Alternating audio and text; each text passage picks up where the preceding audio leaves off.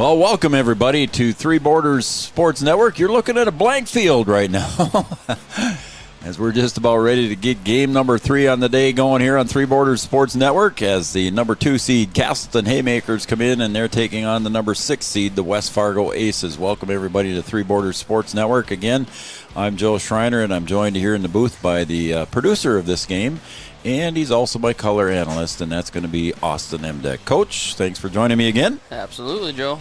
All right, we're here for game number 3 on the day between Casselton and West Fargo Aces. And the 2 seed taking on the 6 seed here, and both of them are undefeated in the tournament here so far in the North Dakota East Region Legion Baseball Tournament for 2022 Class A teams. We're waiting right now. Both teams have completed their IOs, and we're waiting right now on the umpires here to make their way to the field here and have their meeting. It was scheduled for a 4 o'clock start. We would be pretty close here. We're just missing some umpires, and we know they're both here because we saw them both earlier here this morning. So, or this afternoon, I should say, not this morning. So we're waiting for umpires to make their way here to the field. Again, Joe Schreiner, Austin Emdeck. We're going to take a look here at the earlier games today. Welcome everybody to our pregame show brought to you by Vaterstad. Vaterstad, welcome to our world of farm machinery, offering Wilrich, Concord, and Wishick branded machinery. All right, Coach, earlier today at the 11 o'clock game, the West Fargo Vets took on the Post 400 Astros, and it was a 7 seed in the Vets and the 3 seed in the Astros, and we had a slight upset there as the West Fargo Vets were victorious 10-2. Yeah, they were able to tack some on at the end. They got going early on, too, and good pitching performance from the Vets, and they were able to hold the Astros to 2 runs, and they got those in the last inning, too. So that was your first game of the day, and then the second game of the day just completed here on Three Borders Sports Network. The Fargo Jets have defeated Valley City, so the 9 seed Fargo Jets, they had to play in the play-in game on Wednesday, Coach, and they came back and defeated the number 4 seed Valley City Royals 4-0. Yeah, they've been playing some pretty good ball this week, and they got out into a 3-run first inning, and they never looked back. It got pretty stagnant in the middle of that game. A lot of zeros been thrown up, but a good pitching performance, good defense, and they were able to get an insurance run in the top of the 7th, and that's all she wrote. Yeah, we talked about that middle of the game there. In between games here, we had a chance to visit a little bit off air, and it just like that middle 3rd, 4th, 5th just kind of got a little slow. Levi Sweet got into a little trouble there late in the game, and he got out of the jam. Yep. Still kept the shutout here for the Jets, but it was just kind of one of those games that just kind of was exciting to start with, kind of lulled off, and then got better at the end again. This Valley City threatened here in the bottom of the 7th, just couldn't come up with anything. The pitchers were doing their jobs, and when the defense needed to step up, they did. So there just wasn't a lot going on, and you and I have talked about we're fine with that. We like seeing a good little pitcher's duel going on every now and again, and that's what we got. So here we are at game number 3. As you see, the umpires now approaching the field here, and they're going to have their home plate meeting with the coaches. And this one is between the number 2 seed Casselton and the number 6 seed West Fargo Aces. Casselton, the only team in the East region to have defeated the number 1 seed Wahpeton post 20s. So Casselton coming with a little bit of arsenal behind them. Yeah, they're a team that when they're playing well, they're playing really, really well, and they can kind of get in some lulls themselves every now and again, from what I hear. But if you can't get fired up for games like this, then I don't know what's wrong with you. So hopefully we get a great game from the West Fargo Aces in Casselton, and it should be a good 7 innings here. All right, so we're about ready to turn the microphone over to PA announcer Mike Rittenauer here as he's going to go through the Thrivent starting lineups. Thrivent, what are you invested in? Thrive with purpose. Thrivent starting lineups. Gentlemen, welcome to today's game, a semifinal game versus Casselton, the number 2 seed in the tournament versus the West Fargo Aces. Casselton will be the home team on the scoreboard. We're going to start out with our players, starting with the non-starters first for West Fargo, the guests on the scoreboard. Number 5, Carson Kwasniewski. Number 6, Braxton Horde. Number 14, Cooper Mapes. Number 22, Blake Larson. Batting first, playing shortstop, number 4, Landon Troftgruben. Batting second, playing Second base, number 1, James Buffington. Batting third, playing first base, number 8, Evan Krogan. Batting fourth, doing the catching, number 10, Brady Medina. Batting fifth, playing right field, number 3, Leighton Hoffland. Batting sixth, the DH, number 24, Espen Westby. Batting seventh, playing third base, number 7, Charlie Lashowski. Batting eighth, playing center field, number 15, Axel Anderson. Batting ninth, playing left field, number 11, Trey Hussar. And doing the pitching, number 21, Grant Knodel. Head coach, Joe Kalish, and Luke Johnson.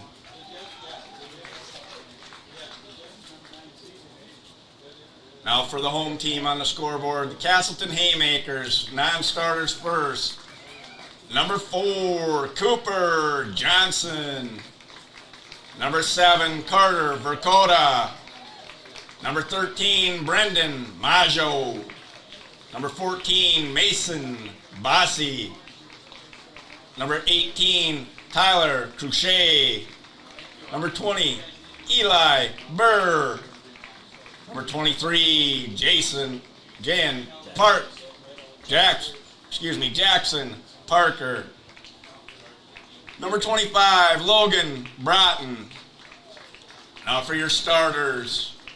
Batting first, playing center field, number 3, Alex Averson. Batting second, playing second base, number 5, Sam Copperbeg.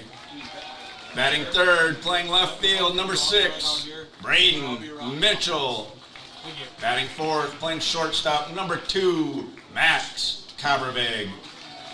Batting fifth, playing first base, number 19, Ethan Macau.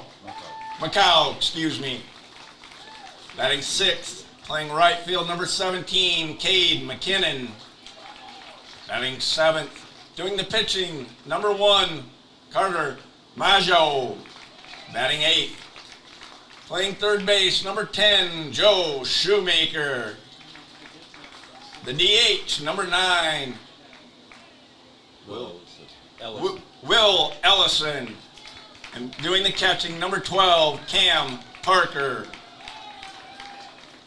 Coaches for the Haymakers, Tyler Schmidt, Eric Ham, and Dom Spooner. Umpires for today, Kelly McNary and Craig Peterson. Please remove your hats, gentlemen. Repeat after me, the American Legion Code of Sportsmanship, nice and loud so everyone can hear you. I will keep the rules, keep faith with my teammates, keep my temper, keep myself fit, keep a stout heart in defeat, keep my pride under in victory,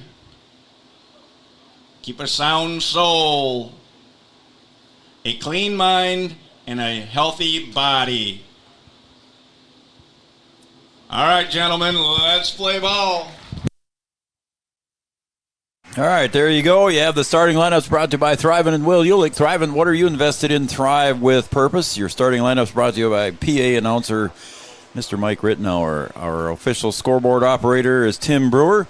Over on the scorebook, Kevin Lynch, and our official pitch counter, as always, Grant Sander. He's in charge of the air conditioner, too, there, Coach, so we got to keep him happy. That might be the most important role. So the Casselton Haymakers coming in here as the 2 seed. The West Fargo Aces, again, coming in as the 6 seed here. And this will be their 3rd game in the tournament already. Everybody's just playing 1 game a day here so far, Coach.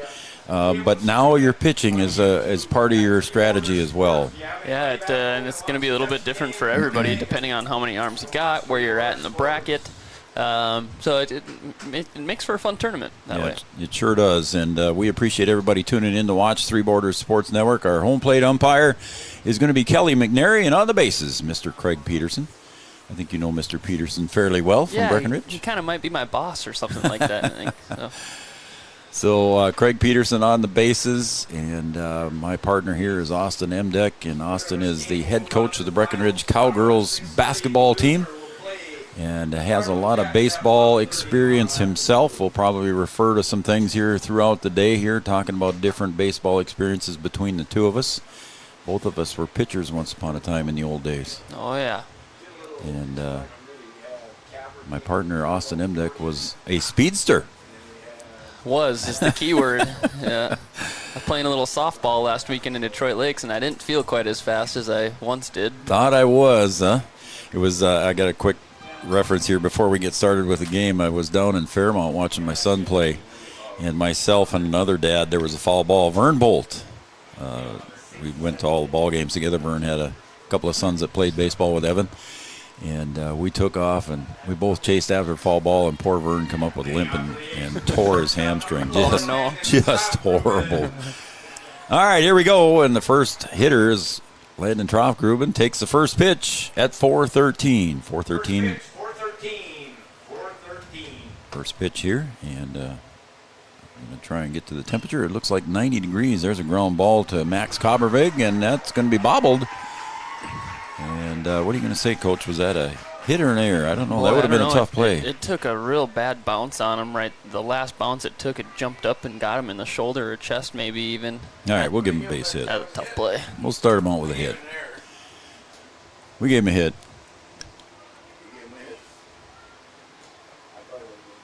So Troffgruben leads off with a base hit. James Buffington at the plate.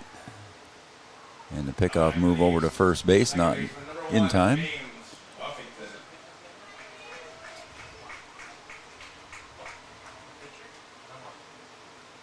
Official scorekeeper Kevin Lynch says it's an error. Did he? I think he did. Kevin, did you say it was an error? Did you go with an error? Okay. Counts 1-0 now to James Buffington. Again, Casselton on the mound for them is Carter Maggio. And he delivers, and runner goes. Left-handed Cam Parker down to second. It's close. Very, very close. And standing at second base is Sam Kobervig. Didn't agree with it. He put the tag down. And you do not have replay in Legion baseball.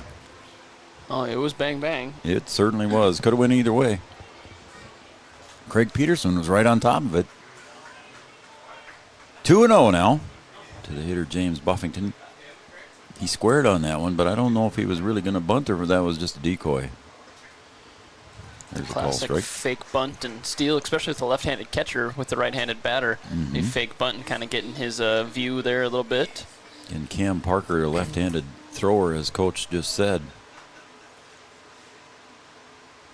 A lot of times you'll see with a left-handed hitter at the plate that fake bunt steal because it gets in the view. There's the bunt that time, and it's 2-2 on the foul.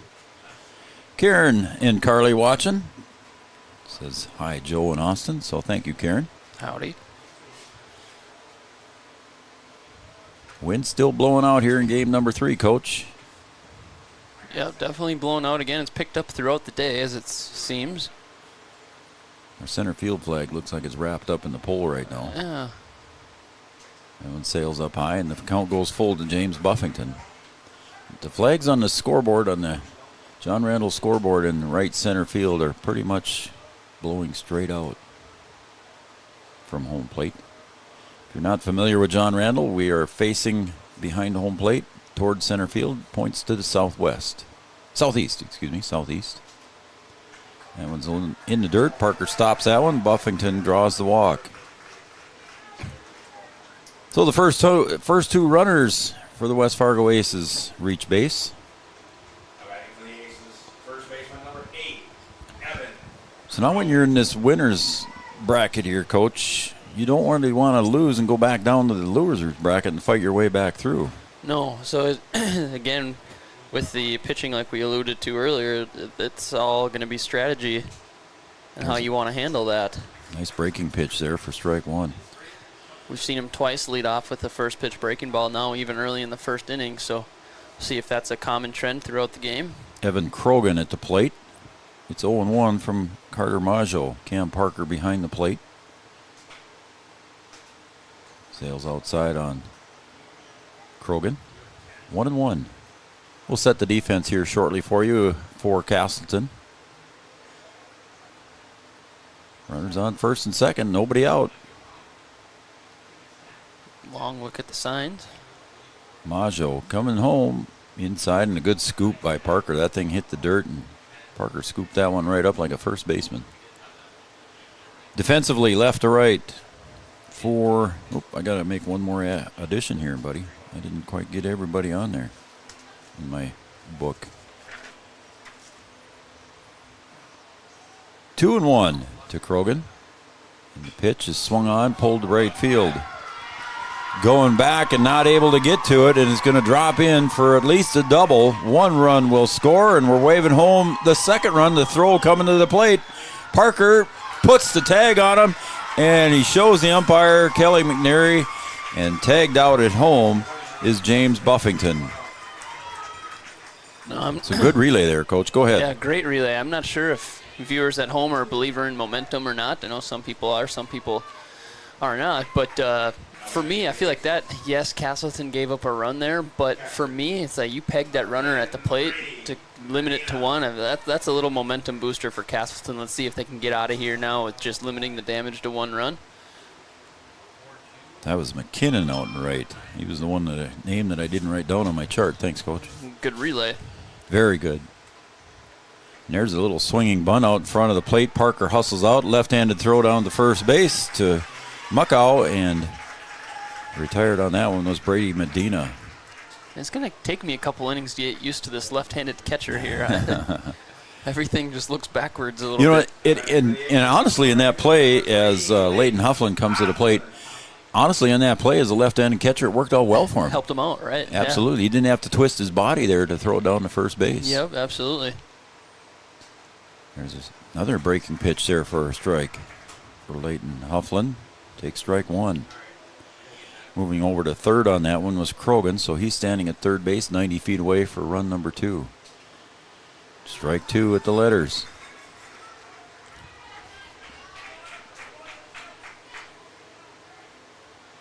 We had Kelly McNary on the air for a little bit last night. He sat with us for a couple innings when we had Chad Affield on the... That one's fouled and drifting out of play into the bullpen. Kelly was up here when Chad was with me on the tube last night and interviewed Kelly for a little while. He's been umpiring. He's actually started umpiring when he was 18. Wow. But he said officially it's been about 30 years. Wow, yeah. Thank you, Kelly, for that. It's getting to be a point in time where pulled foul. Umpires are harder and harder to find, especially high-quality ones. Absolutely. Kelly's always doing a good job back there, so thank you for your 30 years of donating your time to the game of baseball. And that is one gentleman that understands the game, too. I mean, he appreciates the game of baseball, first of all, but he understands the rules, knows the rules. And it's an 0-2 pitch to Huffland. Called strike 3. And I don't know. Kelly's not going to take that one too much there. We'll see what happens there. He's still talking to him as Hufflin goes back to the dugout. And that'll be it. But the West Fargo Aces score 1 here in the top of the first. We're going to go to the bottom of this first here with Casselton trailing the West Fargo Aces on the Farmers Union Insurance scoreboard 1-0. Back after this. Since the inception of Vaderstadt, the spirit of innovation has led the company. We push the limits, providing innovative and reliable seeding and tillage solutions that simplify everyday life for farmers. We continue to reimagine the capabilities and technology behind farm machinery, providing customers with a perfect emergence while maximizing their yields. We look forward to growing together. Thrivent and Will Ulick provides clarity for where you are today, confidence for where you go tomorrow. Thrivent combines financial expertise with purpose-based planning to help you with where you are today and where you want to be tomorrow. At Thrivent, Will Ulick can help you address a variety of complex subjects to meet your unique wealth management needs, from retirement planning to investment management and estate planning. Thrivent, what are you invested in? Thrive with purpose. Thrivent and Will Ulick supports all area sports teams and wishes them the best of luck.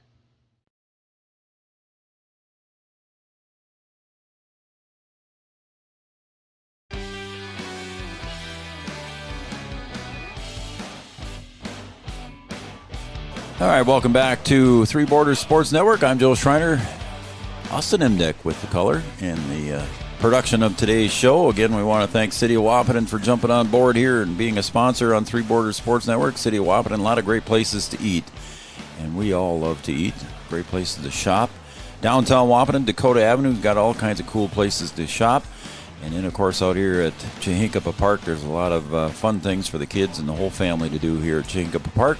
With the swimming pool and the zoo and the golf course, playgrounds, just a lot of cool places and things to do here in the city of Wahpeton. Thank you very much. All right, Coach, we're going to go to the bottom of the first here. And leading off for Casselton is going to be the center fielder, Alex Everson. Leading off for the Haymakers, center fielder number 3, Alex Everson. And a nice crowd here from the West Fargo Aces in Casselton here for day 3 of the tournament. Call strike in the inside corner. Grant Knodel on the mound for the Aces. Brady Medina behind the plate. Brady's been catching the whole tournament. There's a swung on and a ground ball to Buffington at second. Backhands it, flips the throw. It was a nice play, but a base hit there for Everson as that was deep in the hole. Buffington did what he could, though, Coach. That was a heck of a play just to make it even a questionable play at first base. He backhanded it, like you said, very deep in the hole. By the time he ended up throwing it, it was behind second base. I think I call that a Jeter throw off the back foot fading away. That was a tough throw. Derek Jeter. There's a reference. Yeah, they made a new documentary about Derek Jeter. I haven't watched that yet. I want to watch that. I haven't got to it either. I got it recorded, though. Do you? Sam Coppervig at the plate takes strike 1. I want to watch that. I really, really do. I'm not a Yankee fan by any way, shape, or form, but that guy would know how to play the game of baseball. Yep, I agree with you. I can't stand the Yankees, but if there's one or two players I respect, it's Derek Jeter and Mariano Rivera. There you go. 2 top players for the New York Yankees, and 2 that are certainly well-deserved at the Hall of Fame. I agree. We agree on that account. The captain. That one's in the dirt and blocked there well by Medina. A couple years back, I was actually at the Twins game where the Twins gave Mariano Rivera a rocking chair made of broken bats that he had broken of Minnesota Twins players. So that was pretty cool. Mariano Rivera really seemed to appreciate that. And I bet that was pretty cool. That was pretty cool to see that live. Pop fly to left center field. That could be trouble. It is. It's a 2-hopper to the fence. Rounding first and headed for third, and now he's coming home. He's got to go. Everson, the throw, not in time. He'll come across on his belly safe. Ending up at second base is Sam Coppervig. Scoring all the way from first on that double. On that RBI double by Sam Coppervig, Alex Everson slides home safely for the first run, and we're tied at 1 already. Well, it didn't take Casselton long to get that run back. No. Hit well into the gap there, Coach. A 2-hopper to the fence. Hit very, very well. That was tattooed. There, I think that's first tattoo reference we've had here. Somebody's got to do it. Somebody's got to do it. Braden Mitchell steps up to the plate, the left fielder for the Haymakers. And the pitch. Just off the plate, ball 1.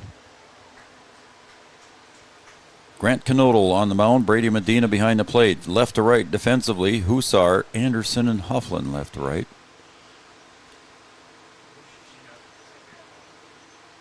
Swung on, pulled foul. Count goes to 1 ball, 1 strikes. Defensively for the Aces. Third to first is Lashovsky, Troftgruben, Buffington, and Krogan left third to first. Mitchell real early on that swing. Let's see if he can make the adjustment. Swung on another base hit over shortstop into the left center gap, and we're going to wave home Coppervig. And he'll get home easily and not even have to slide. So a base hit single for Mitchell. And it's 2-1. So 3 straight base hits here right away, Coach, to start the bottom half of the inning for Casselton, and they're on a roll. Yeah, they're seems like their timing on Knudel is pretty good right now. They're hitting the balls into the gap. Not only are they, hitting the ball, they're driving the ball with some authority. That ball was hit pretty hard above the shortstop's head. Very sharply. Up is Max Kobervig, the shortstop. Tyler Schmidt, Eric Ham, and Dom Spooner. I think you know a couple of those guys, Coach. Yeah, the first two guys I was teammates with at MSUM.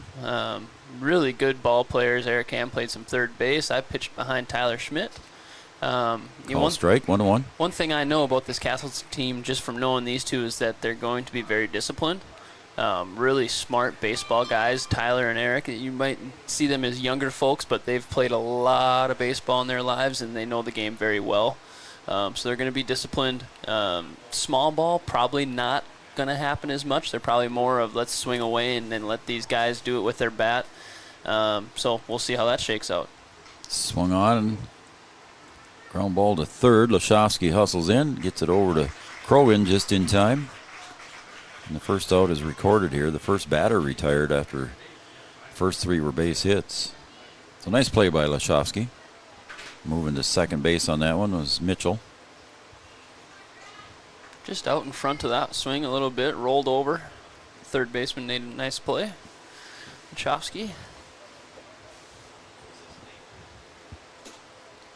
Now batting is Ethan Muckow, the first baseman. Takes high and away for ball one. First baseman, number 19, Ethan Macau. Greg McNary sent a text. Bismarck Capitals walk off and off the.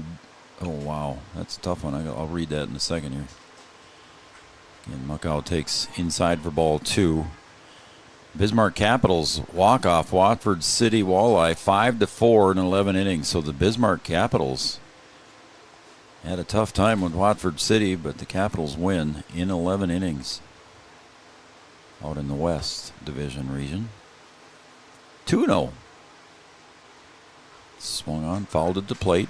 2-1.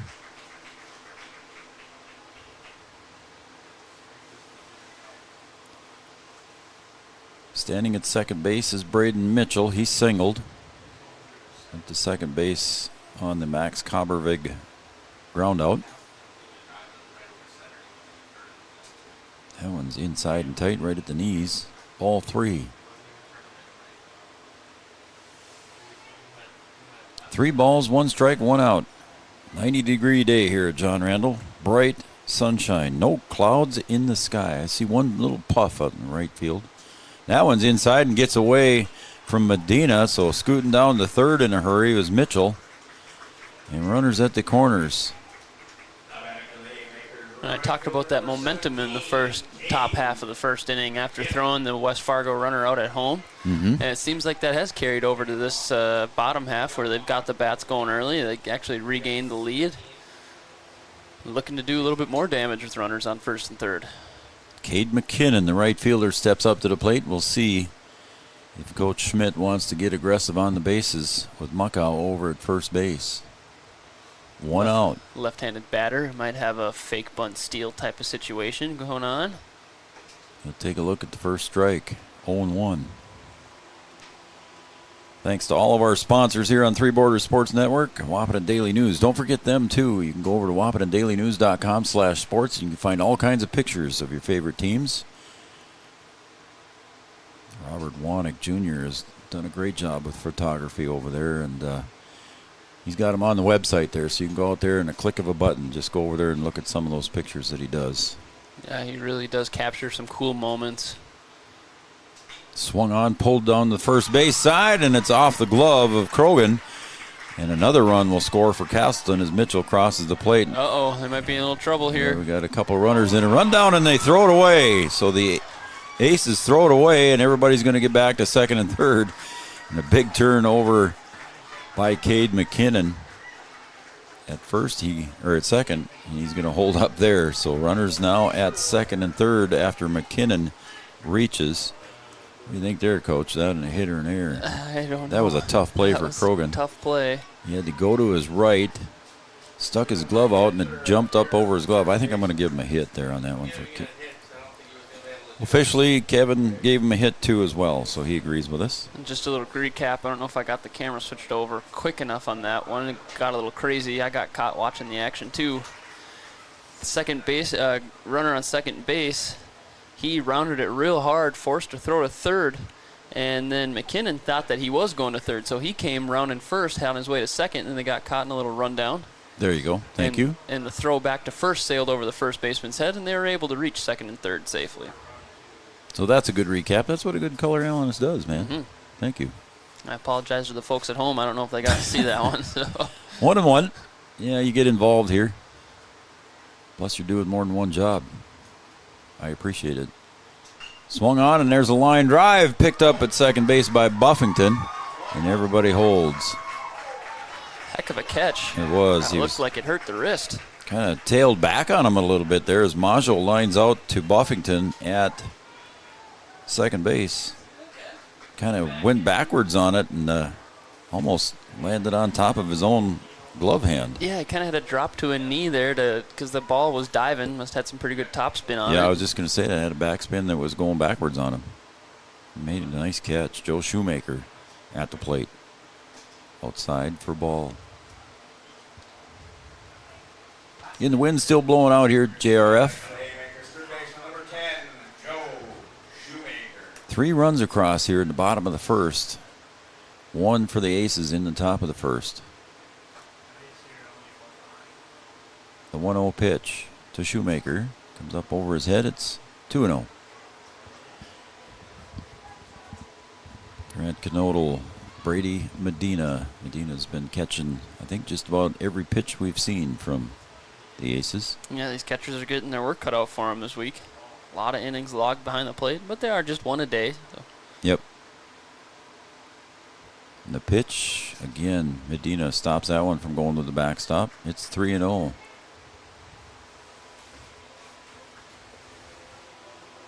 Got the scoreboard busy, too, there for you, buddy. You're doing well with that. Yep, trying to keep up. 3 balls, no strikes. 2 outs, runner at second and third. Makes a strike on the 3-0 pitch. Yeah, I love to see that from Shoemaker. He doesn't just say, oh, it's 3-0, I'm taking this one all the way. I'm not even going to really pay attention. He timed that thing up. He fired his hips through the zone. Timing is everything. No wasted pitches. 3-1. Did it catch the corner? It did not. It's ball 4. Shoemaker draws the walk, and we've got the 9th hitter of the inning coming to the plate. Is going to be the designated hitter, Will Ellison. As Medina wants to go out and settle Grant Knodel down here as we're going through 9, and we got a mound visit coming out too as well. That's brought to you by Eric Carlson Family Insurance, located in 2nd Avenue, downtown Wahpeton. Carlson Family Insurance works for the customers, not the companies. Customer service and satisfaction is their #1 goal. Stop down and see Eric and the crew down at Carlson Family Insurance in 2nd Avenue. So again, giving up 3 runs here in the first inning, and number 9 hitter coming to the plate. I'm sure that Joe Kalish just wants to talk to his pitcher, settle him down a little bit, see if we can get out of this one. We got 2 outs. As Kelly McNary, the head home umpire, and umpire-in-chief, actually. Home plate umpire-in-chief. Kelly McNary goes out and says, okay, let's play ball. Let's get her rocking, folks. All right, Will Ellison, the designated hitter, comes to the plate here for Casselton.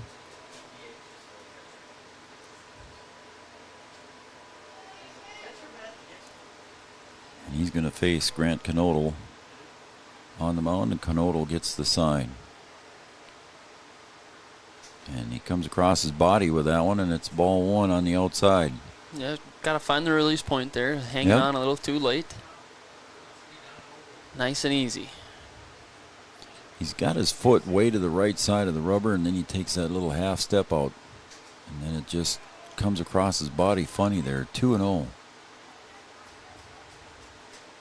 I was a left-handed pitcher, coach, and I that was one of the things that my coach taught me was you got to open up.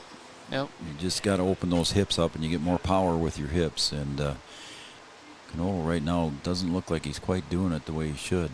Coming across his body here. Yeah, it's a lot of arm. He's got to get those legs and hips firing through just like the arm does. So when you don't fire that bottom half, then the arm kind of drags behind a lot of times, and that's when you'll see pitches outside and low. 3-0. Caught the corner, strike 1.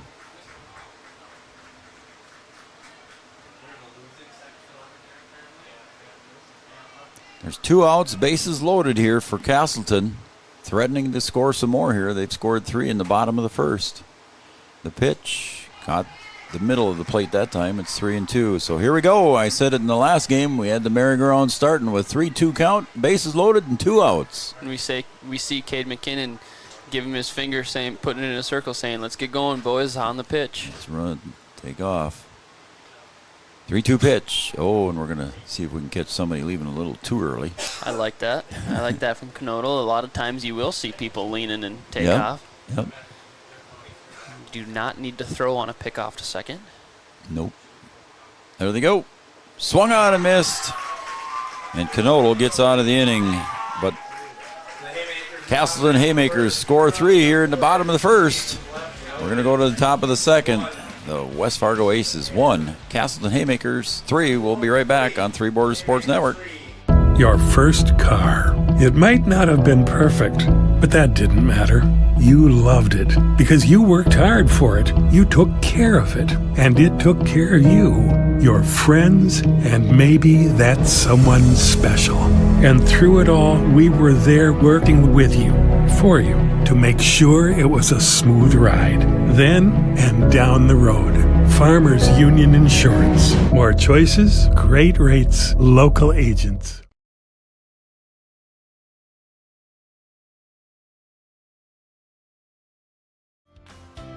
OSPTI has been the therapy clinic of choice for over 15 years here in the southern Red River Valley. At OSPTI, they strive to have the most up-to-date treatment options available with their hands-on method to decrease your symptoms and ensure quality care. Their motto at OSPTI, we strive to meet your goals. Locally owned on 5th Street North in Breckenridge. OSPTI.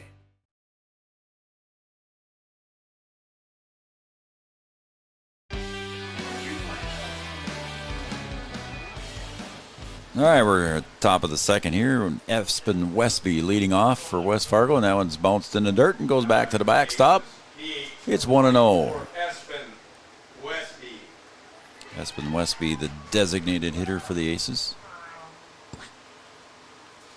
Parker sets up on the outside, and he goes behind Westby. I chuckle because Parker set up on the outside half, and it goes behind the hitter, Westby. So missed the target completely there. I know Carter had a good first inning here, and then he had to sit in the dugout as his team scored some 3 runs. So it's getting that arm back loosened up. It can be difficult sometimes. What was the pitch count there, Coach? I know you caught that at the break. He had 19 in the first inning. Majo? Majo did, yep. And Grant Knudel had 33 through the first. 33, tough inning there for... Casselton made him work. The 2-0 pitch from Majo comes across for strike 1.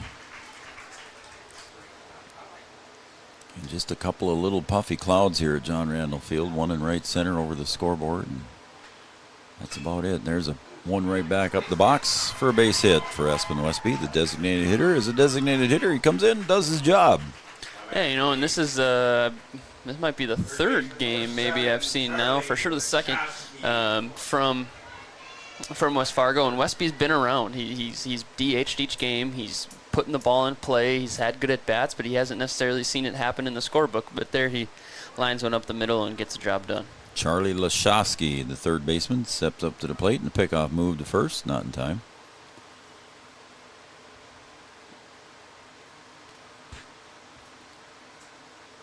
So Majo toes the rubber again with the leadoff runner and the leadoff hitter in the inning here, Espen Westby, over at first base. And again, a pickoff move, not in time.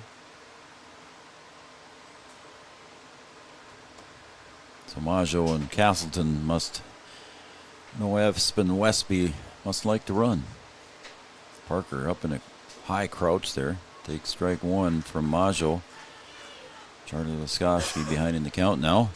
0-1. Yeah, Cam Parker was not stretching that leg out. He's just gonna get up in the crouch here just in case. And the pitch goes low, and Parker blocks that one. It's 1-1. Funny you mentioned that, Joe, because I was just going to mention a couple pitches before that in the last at-bat that we see Parker almost in like a hybrid stance. It's not the traditional keeping both legs in. He kind of kicks one out halfway, but not all the way out like you see. Yeah, see there he now pops him out. Or if this is a case of him just trying to get up to his feet to be able to make that throw. He's cautious of Westby over there at first. Saw him shake the hand of umpire Kelly McNary again. That just tells me a lot about a player when they want to shake the hand of the umpire. Swung on, pulled down the left field side for a base hit. Everybody's going to advance one base as Laszowski comes through here for the Aces, and they're not going to give up and say, whoa, in the mud hole. They're going to keep going here as they trail 3-1, but they got the first two runners on base. Oh, we've seen some pitcher duels throughout the last couple days here as I've been on the call with you, but this game looks like it might be those for those that like a high-scoring affair. A lot of base hits. 4 runs scored already in the first inning. West Fargo Anderson threatening here in the second. Sorry, Joe. No, that's right. Axel Anderson up at the plate here again with runners on first and second. Nobody out, so the infield fly is in effect, and he's going to square and bunt, and he pushes it into the net. You see so many players, I think, especially with the left-handed hitters, that this is a sacrifice bunt situation right here. You're not bunting for a hit. Stay in the box and get it down. He was kind of bailing out, trying to get down first base already. Of course you want to get on base. Yeah. Anybody does, right? Right. But you got to do a job. There is a difference between a drag bunt and a sac bunt, is basically what you're saying. Exactly. Maggio delivers. This time he swings away and he pokes it out to left field. Getting over there is Mitchell. He'll make the catch and everybody stays put. So pop fly to left. Mitchell retrieves that one, and there's one out. Trey Hussar comes up. We got West Fargo coach coming in to talk to Kelly about something. Are we going to get a courtesy? Or what are we have doing a pinch hitter already. Yeah, we do. We do have a pinch hitter here. Number 22, Blake Larson. So Blake Larson comes in here. Trey Hussar's not coming out to hit. I don't know if he'll be re-entering or not. You sure think if he's going to start the game, maybe it's a deal where Hussar's got a bum something that's not allowing him to bat or something, and maybe they're just going to re-enter. Can you only re-enter one time? Yep. The starters can re-enter.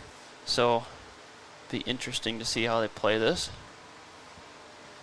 So we'll keep an eye on that for you to see if Hussar goes back out to left field in the half inning. So Maggio gets a sign from Parker. And the pitch. Caught the corner, strike one. 0-1 here to the pinch hitter, Blake Larson.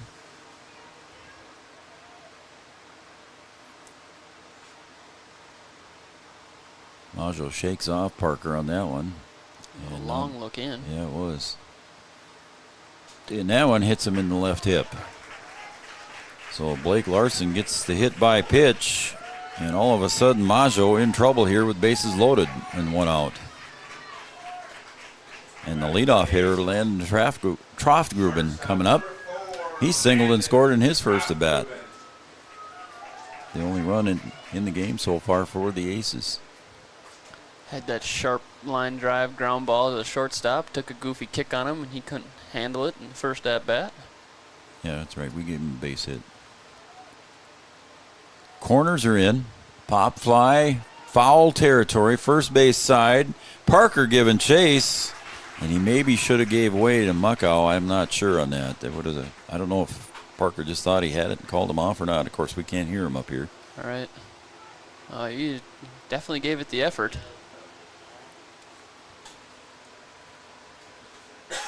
Got 0-1. Long flowing hair out from underneath the catcher's helmet.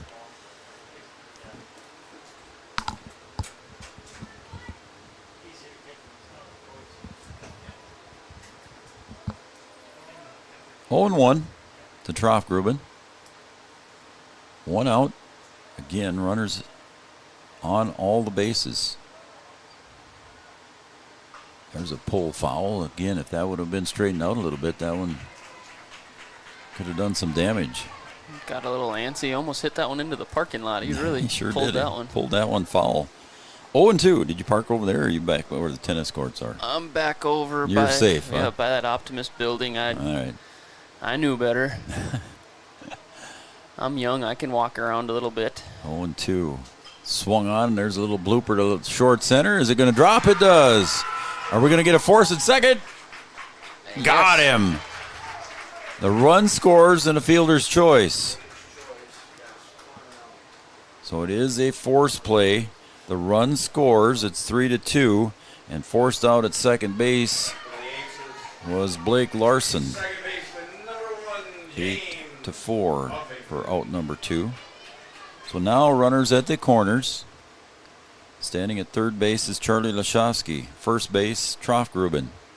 Now at the plate, James Buffington walked in his first at bat. Got a timeout called. Again, Maggio and Parker not on the same page. Maggio again shaking him off. Yeah, and you don't see that very often. Took that sign from Parker. Unless you're shaking, intentionally, which it does not look like is the case. Fouled back into the pads. It's 0-1.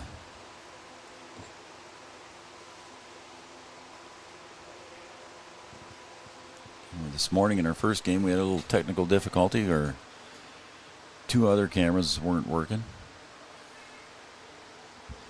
We got Parker putting on some signs for his infield here, what they're going to do in this first and third situation. 2 down. 0-1 to James Buffington. Again, Maggio taking his time getting the sign from Parker. Parker sets up outside.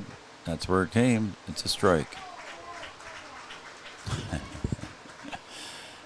Here's some West Fargo parents not too happy with the call. 0-2. But again, it's consistency, Coach. It is, and I think the fans might be getting thrown off a little bit from Parker popping out of his crouch more so than what you normally see, so it just looks a little different. Look at him way up again. That one's fouled into the first base side. Is it playable? And yes, it is, as Muckow makes the catch. And the side is retired on the foul ball out to first base. And that will retire the side, but West Fargo does score 1 here in the top of the second. We're going to go to the bottom of the second. On the Farmers Union Insurance scoreboard, the West Fargo Aces 2, Casselton 3. Back after this on Three Borders Sports Network. Insurance is an important safety net for your family, your home, and your business. Carlson Family Insurance Agency is your local auto owner's insurance provider. At Carlson Family Insurance, they work for their clients, not the companies. Customer service and satisfaction is their #1 goal. Give Carlson Family Insurance a call for all of your personal, farm, business, and crop insurance needs. 701-672-6002 or at cfiagency.com. Carlson Family Insurance, your auto owner's insurance agent. Founded in 1972, Mindak Farmers Cooperative is owned by nearly 500 sugar beet growers and has a rich history of sweetening life in the Red River Valley. Join Mindak's team today. In addition to an excellent pay and benefit package, they are currently offering a $2,000 sign-on bonus for all full-time positions, which includes sugar loader, packager helper, extra gang, and yard person helper. Entry-level starting wage in the factory is $19.73 per hour.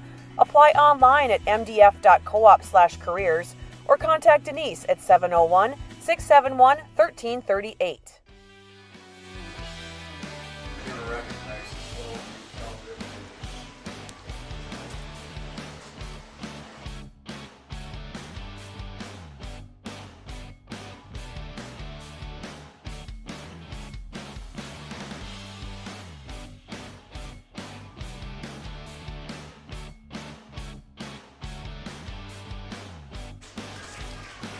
All right, welcome back to Three Borders Sports Network. Joe Schreiner, Austin Emdeck here on the call, and we're at a 3-2 game here already in the bottom of the second. And up first and taking strike 1 for Casselton here is going to be the leadoff hitter, Alex Erickson, leading off here at the top of the second. That one's strike 2, comes across the inside corner. You got pitch counts for us there, Coach? Canoodle got 33 through the first, so that was his 34th pitch, and Maggio is sitting at 38 through 2. Popped up right side, coming in from right field, Hufflin. He's going to make the call and calls off Buffington over there, and he'll make the catch by Clayton Hufflin. So the first up, first out there for Alex Everson. going to bring up Sam Cobbervig. I was just told in that break there that we're going to have the Wahpeton 12U team, the state champs for Cal Ripken 12U. Going to be recognizing them before the start of the Wahpeton game, so that's pretty cool. Cool. Good for them, guys. Congratulations. Yeah, so they're going to introduce them here. We'll have that on the air, too, as well. So tell your friends, tell your neighbors. Wake up the dogs. 1-0 pitch to Cobbervig. My dog's going to be a little upset with me today, Joe. Uh-oh. Being in the press box all day. He's cooped up inside. Courtney's not home. Oh, she'll be home from work maybe in a half hour or so. Oh, that's right. It is Friday. Yep. Feels like the weekend already, doesn't it? Kind of. Oh, it does. 2-0, Cobbervig. He'll poke that one out to left center. It looks like it's going to fall in for a base hit. It does. Sam Cobbervig, 2 for 2 for him. Double in his first at bat and scored. So he's got his second hit in the second inning already. That's going to bring up Braden Mitchell. He also singled and scored in the first.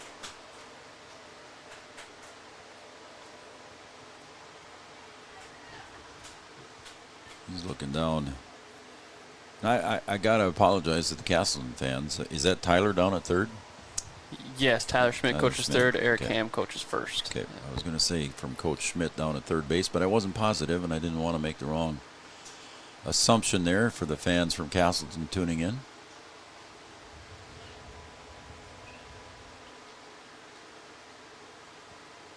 One and 0 to Sam to Braden Mitchell. Pitch inside off the plate, 2-0.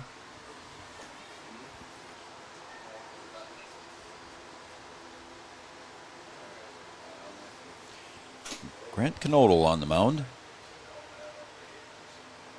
Brady Medina behind the plate. And must be getting some chatter from the West Fargo bench as Kelly McNary takes his face mask off and wants to talk with them themselves. Kelly's not going to take it. When the mask comes off from the home plate umpire, you know something serious is going down there in between pitches. Yep. Of course, we can't hear it up here in the press box. Kickoff move to first, not in time.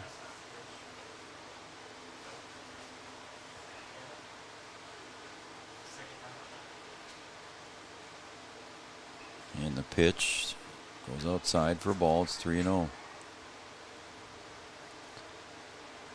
Really isn't too much to argue at this point, so I Nope. think I got to side with Kelly McNary on this one. I do too. Yep. 3-0 and the pitch from Knodel. Called strike. 3-1.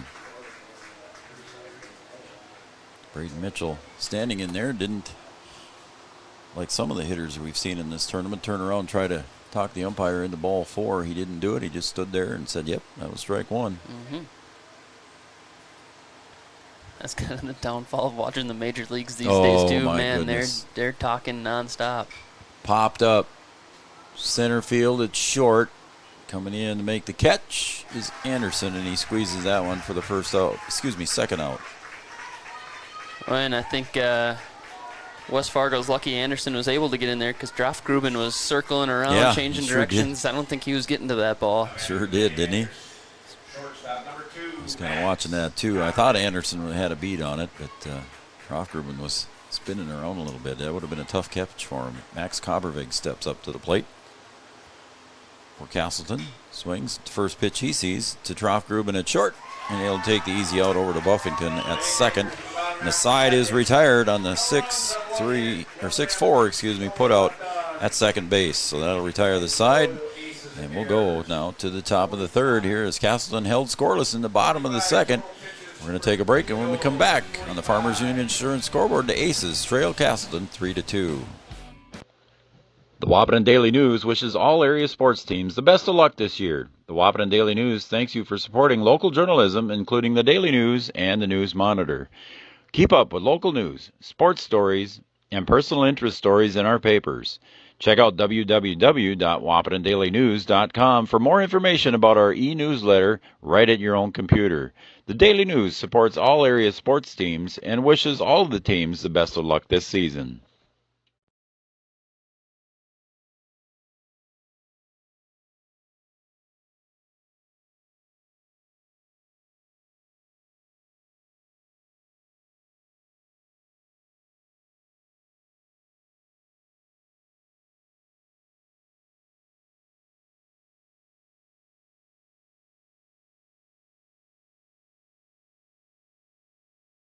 We asked the team how we should celebrate the $2 million given to Casasa members last year.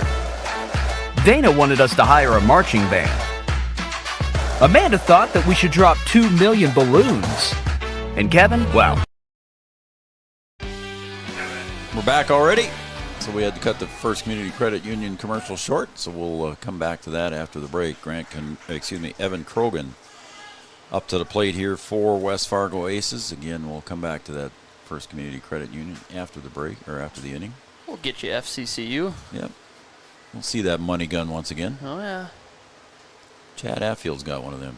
He just tells everybody he doesn't. I know he's got one. Yeah, he hasn't shared it with me yet. No. Outside 2-1.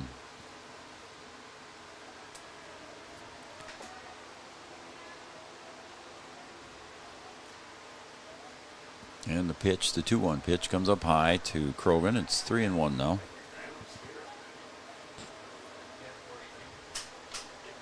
One of the other things, too, it was high for ball 4. Just going to talk about the balls and strike zone. And, if the umpire's consistent, you as a player should make note of that. Yeah, absolutely. That's one of the best things about the game of baseball, and I hope the major leagues don't screw this up in the years to come, is the human element of the game. I love that part of baseball. That's the only sport that really has it left where things are decided by a human, and that's the way it should be. It's America's pastime. Don't try to change too much. Outside for ball 1 to Brady Medina. I'm going to counteract that one just a bit there. I'm not in favor of the robot umpire, no. But I am a little bit afraid of Angel Hernandez. Yeah. Yeah, there's definitely a few of them. And 2-0. As a Minnesota fan, it seems like it happens to us more often than not. God, I can even go back to when I was a kid when Joe Mauer doubles down the line in the playoffs versus the Yankees, and we haven't won a playoff series since. Popped up. Maggio backing up off the mound. He says, I want it. He'll take it. On the 2-0 pitch, Medina pops out. And we got Leighton Hufflin coming to the plate, and he had a discussion with Kelly at the home plate here when he got called out on strikes, and he maybe didn't say too much, but there was some looks between the two, so we'll see how this one goes. I think if I'm Hufflin, I'm swinging away here this at-bat. Yeah, I'm not going to let umpire make the call on me again, so we'll see. As we saw Hufflin pitch a gem of a game the other night. Heck of a game. Great performance from the lefty. And the pitch swung on. He's cutting away right away. That one hit one of the beams in front of the press or the grandstand. Might have a flat spot on it when he hit that beam. 0-1 to Hufflin.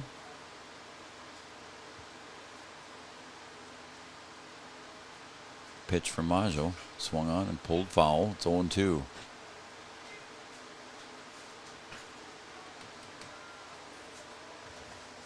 Like you said there, Coach, even in refereeing in basketball, I mean, you just got to take your hat off to all these officials that want to go out there. It's getting worse in today's world with the vocal parents and even the players getting to be that way. Strike 3 on the outside corner. Hufflin is again retired looking.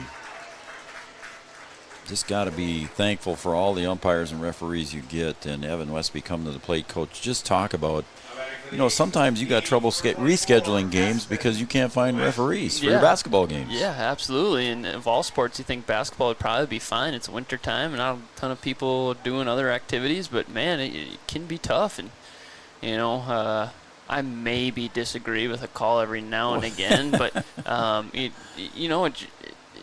and people you don't see the whole story too. There's a lot of communication between refs and coaches and players throughout, not just while the clock is ticking down the court too. You see them beforehand or after, in passing. So you kind of have a little, so some officials or refs better than others, but you can't play without them. So you better appreciate what you have while you have it. 1-1 to Espen Westby. Yeah, it's just a whole new world, and the younger ones you see coming in, you're glad to see them. You got to give them a shot. 1-1, and It's 2-1 now, and it's just like anything else. I mean, if you're coming new in the job, you got to learn the job first before you can be good at it. Well, and I was just gonna say, there's a learning curve involved. If you were a player or a coach or whatever, and now you're trying to umpire.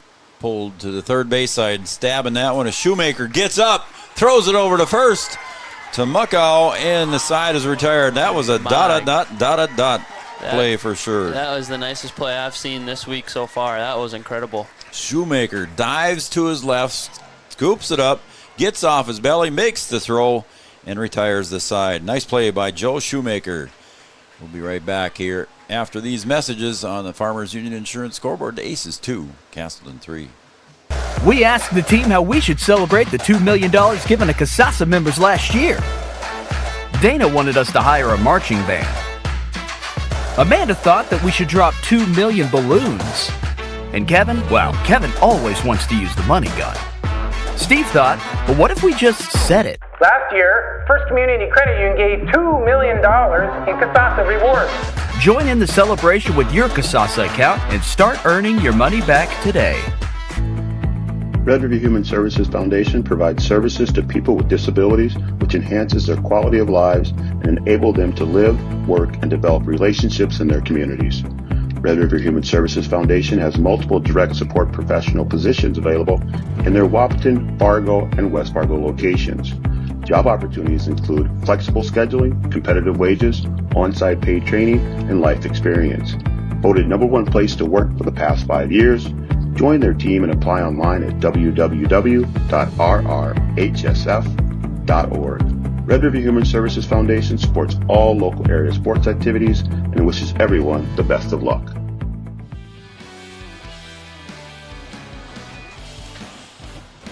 What a play there by Joe Shoemaker to end the inning there, and we were just talking about it here in the press box, and what a nice play. One of the nicest defensive plays we've seen so far in the tournament, I think, Coach. That was phenomenal. I think it is the nicest play I've seen. There was one diving play in center field that was pretty nice, but man, that ball was hit hard. The shortstop even dove behind the third baseman there because he wasn't sure where the ball was. Sure enough, the third baseman pops up with it. Heck of a play from Schumacher. Ethan Muckow at the plate, takes outside for ball 1. Muckow in his first at bat walked, ended up at third base. We're in the bottom of the third here. The Aces lead the Haymakers. Or excuse me, I got it backwards. The Aces trail the Haymakers 3-2. And a catch in foul territory. Over in left field by Hussar, retires Muckow.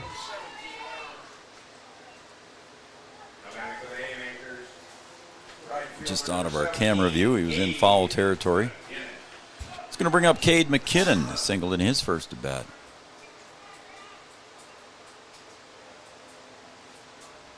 And crowd's starting to file in here for the Twilighter tonight. Helps when the home team is hosting and they're playing the last game of the day. So, well, and it makes sense for the home team to play the end to have hosted a fair share of tournaments while playing amateur and whatever, because you got field work, you got this, you got all these other things to do throughout the day. Mm-hmm.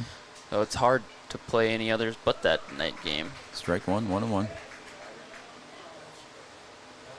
Yeah, I just kind of stood up there. You can kind of see it in your center field shot there. The 95 seats down underneath us here are almost full already, the permanent seating.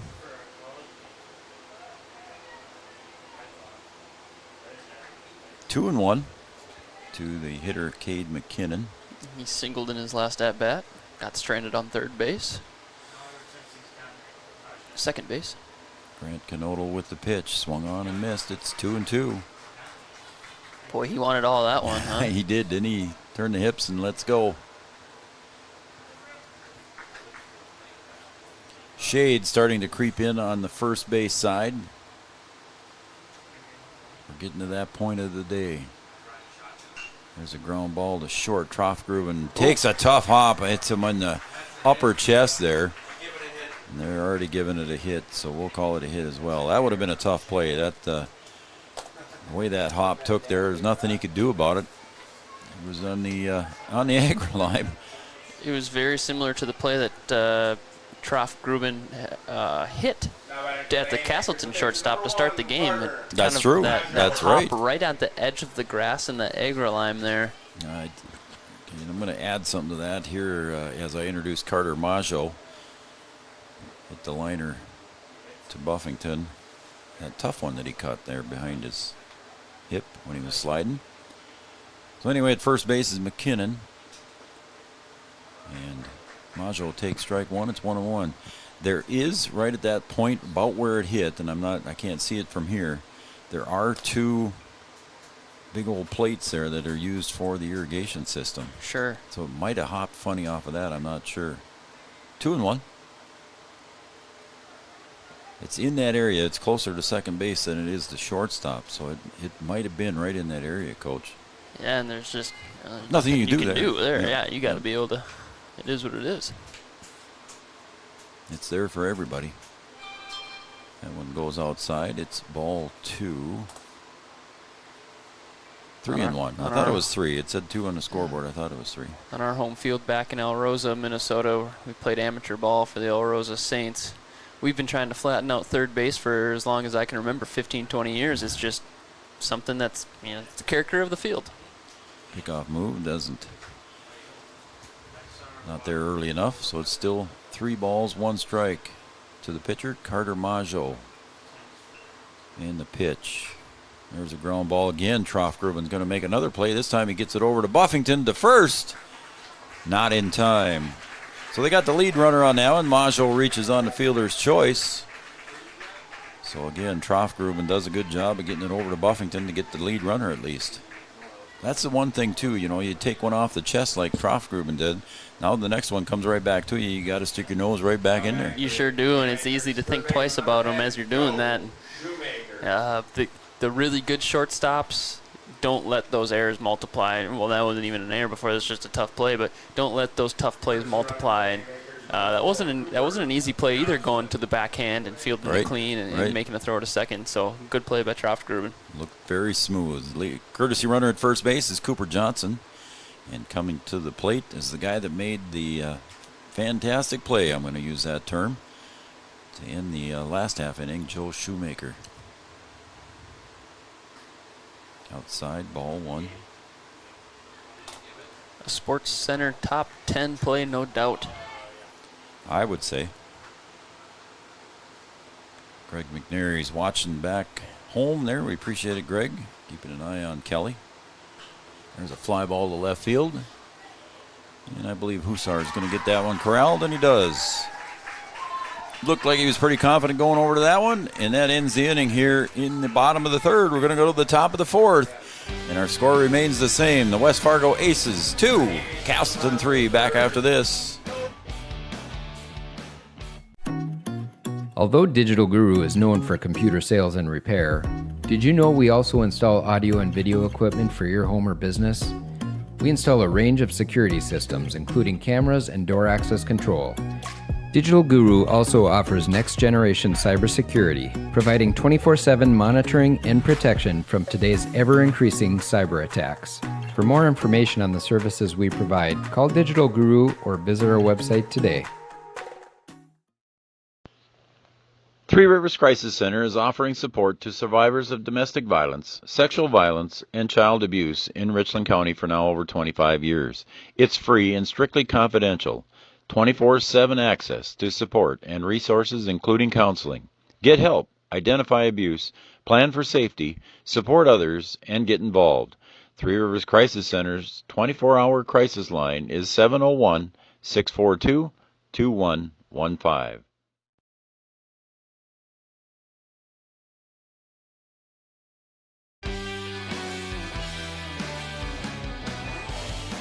Welcome back to Three Borders Sports Network. I'm Joe Schreiner. Austin Emdeck on the call. Running the show for me tonight.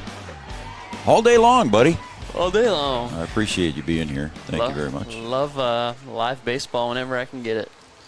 Charlie Lashowski steps up to the plate for the Aces. Takes low for ball 1 from Carter Maggio. Again, left to right in the outfield, Mitchell, Everson, and McKinnon. Maggio delivered the 1-0 pitch. Again, low, 2-0. Third to first, Shoemaker, Max Cobbervig, Sam Cobbervig, and Muckow over at first base. 2-0 pitch. Popped up. Maggio wants another one. Now, it's rare you ever see a pitcher catch one in a game, and he's got 2 now. Yeah, and around the horn, they goof it up, throwing it into the outfield. Did they? I was writing in my book. I didn't see it. But, and this could be a case of, and you see it at this level more often than not, that I don't know Casselton good enough, but, Maggio could be an infielder himself, and they're confident with, yep, you take it. You're camping underneath it. Exactly. The multi-position athlete that all of them have to be. And yep. Of course, they're used to fielding fly ball, excuse me. It's going to bring up Axel Anderson, the center fielder. He popped out in his last at bat. We're in the top of the 4th here at JRF. Swung on. There's a line drive to center field, and it's going to drop for a base hit. Ball was hit hard right back up the middle. And that's going to bring up, looks like a, is that a re-entry? Is that 1 or 11? That's 11, isn't it? It's 11. That is Trey Huszar now. It is a re-entry. As Trey steps up to the plate here with 1 out.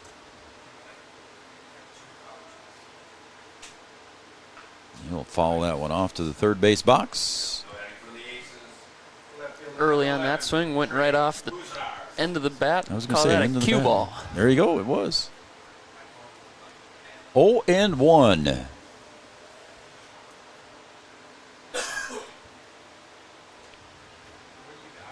Pickoff move to first base, not in time. Keeping them honest over there. I see some of the Kindred folks already starting to file in. There's some blue down in the stands, on the sidelines. So the Kindred folks starting to show up early here for the 6:30 game. Scheduled 6:30 start. That one's low and away. It's 1-1. Kindred and Wahpeton coming up next, right here on Three Borders Sports Network. And then we will have all 4 games tomorrow again on Championship Saturday. 1 ball, 1 strike. Pickoff move, back safely.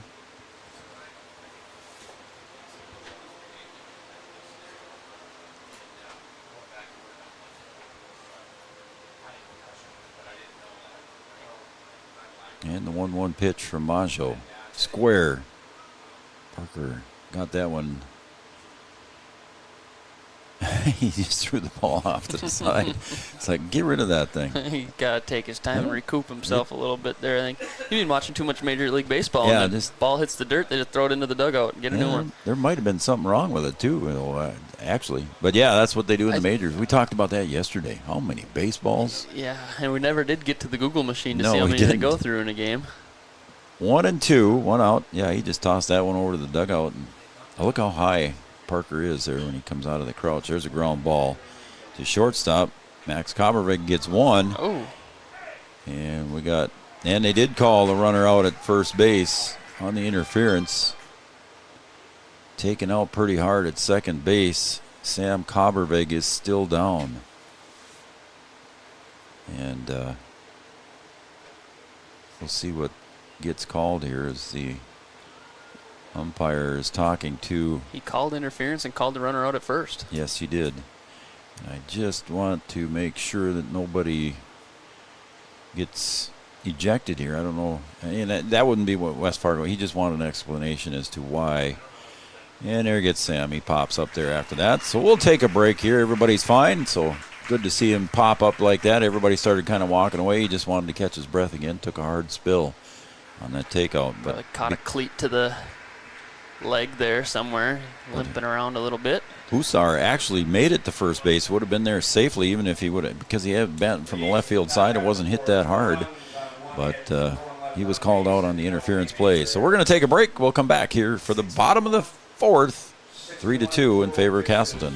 Did you know that we serve nearly 1,500 square miles across North Dakota and Minnesota? Or that we've been around for over 60 years? How about that we've got 3,000 miles of fiber optics powering one of the best networks in the region? The best part? We're a cooperative. That means we're continually reinvesting in our communities to make them better than ever. We are Red River Communications. We've been recognized as a leader for helping our communities be great places to live and work. To find out how we're helping connect our communities, visit redrivercom.com/connecting.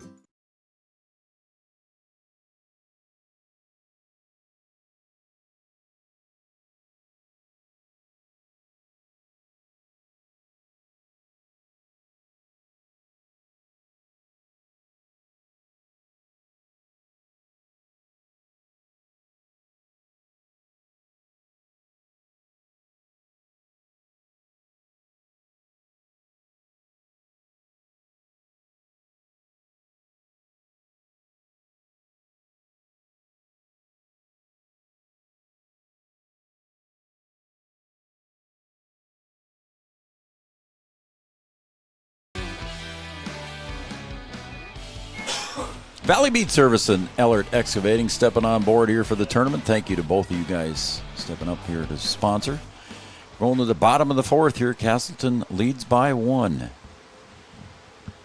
one goes bouncing in the dirt there from on the pitch delivery there from Grant Canodal.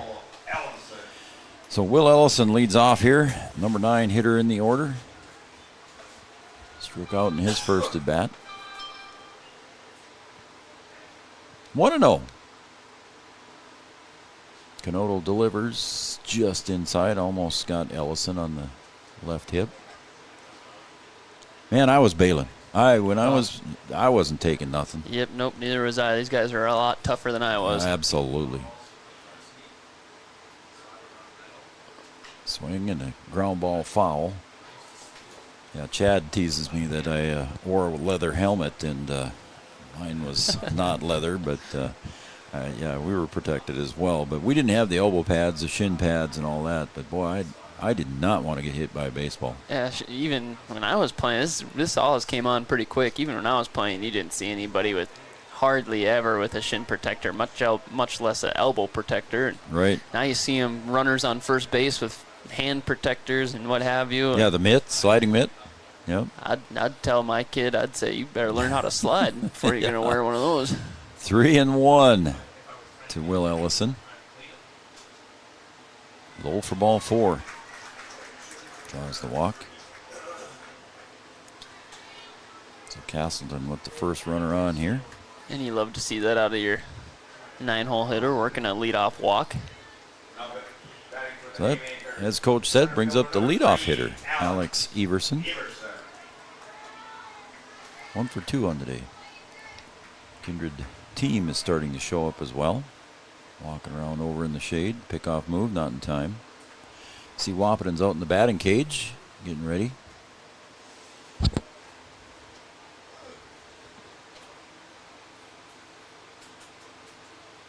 There's a bunt right back to the pitcher's mound. Canodal over to first, and it's not in time. And throw back to second, not in time. So everybody safe on the bunt single by Everson. You got some serious wheels to get down the line. That was quick. They did fumble it a little bit, but not much. Yeah, I don't think I'd have given him an error on that one anyway. No, So we got a mound visit here brought to you by Carlson Family Insurance, located on 2nd Avenue, downtown Wapaton. Carlson Family Insurance works for the customers, not the companies.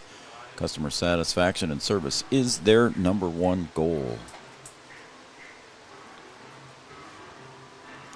So Coach Joe Kalish comes out there to visit with his team defensively here with nobody out now. And runners on first and second for Casselton. He's just trying to figure out, all right, boys, if it's hit to you, what do you do? And that's what was drilled into my head when I was a defensive player. Mm-hmm. Every pitch, what if it's hit to me, what am I going to do with the ball? Yep, what different situations can come about. Yep. On the ground, in the air. And that's why it's right side. That's why it's an interesting chess game behind the scenes. Absolutely. That's why I love the game. Mm-hmm. Canodal in another square, and that one's going to be a wild pitch, and everybody's advancing, and now we don't have to worry about the bunt sacrifice. On the wild pitch, everybody gets a free pass. And unfortunately for West Fargo, that's huge because now the force is off.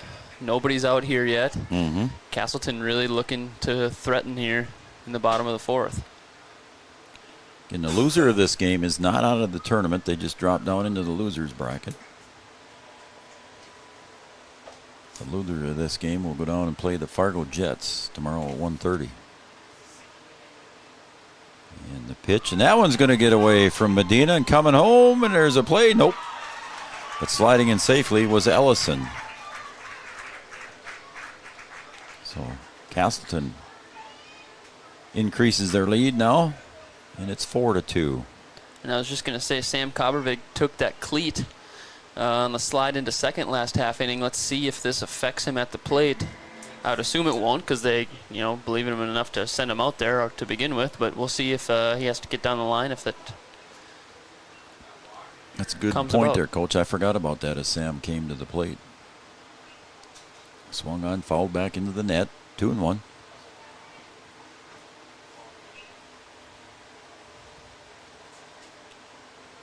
I like these red unis at Casselton. I do sharp too. font on the Yep. front, that cursive font. They look with the white pants. It looks really, really nice.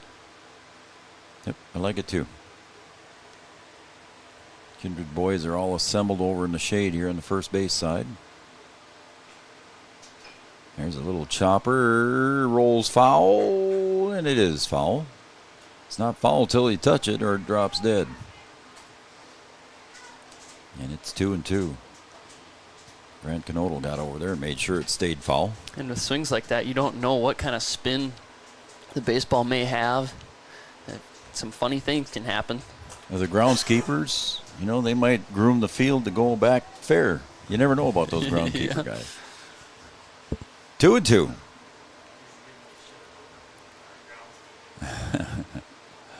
Two and two, and the pitch by Canodal swung on again. A defensive swing there, and Sam Coppervig doing what he needed to do. That outside corner's been called all day. Yep. Did the right thing. Just put the bat on the ball and stay alive for another pitch. Just stayed alive. Just caught a stitch of that ball. 2-2. Nobody out. Runner at third base. Infield in. They are on the grass. Yes, I didn't call that. Thank you. There's a pull to the shortstop. Troffgruben picks it up over to first base in time.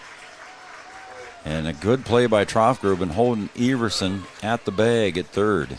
I think that's really only the first or second time, Joe, that we've seen in this tournament that the infield in has actually benefited the defense, or Yes. he was able to get to that play, keep the runner at third, and make the out. Yep. We saw, and I believe it was the first Fargo game on Thursday, that there was 3 plays in that game where they brought the infield in, and they just blooped them over the heads, and they weren't able to make a play. Yes, sir. Braden Mitchell at the plate. His third plate appearance. And he'll pull that one down the third base line for a base hit. Lashowski couldn't get his glove on it. Just a shot down the third base line. That ball was hit hard. And so Everson comes home on that one. 2 runs across in the inning here for Casselton, and it's 5-2.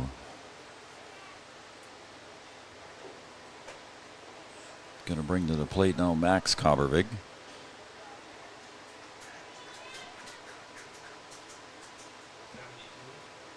The pitch, strike. Right across the middle, bell tie.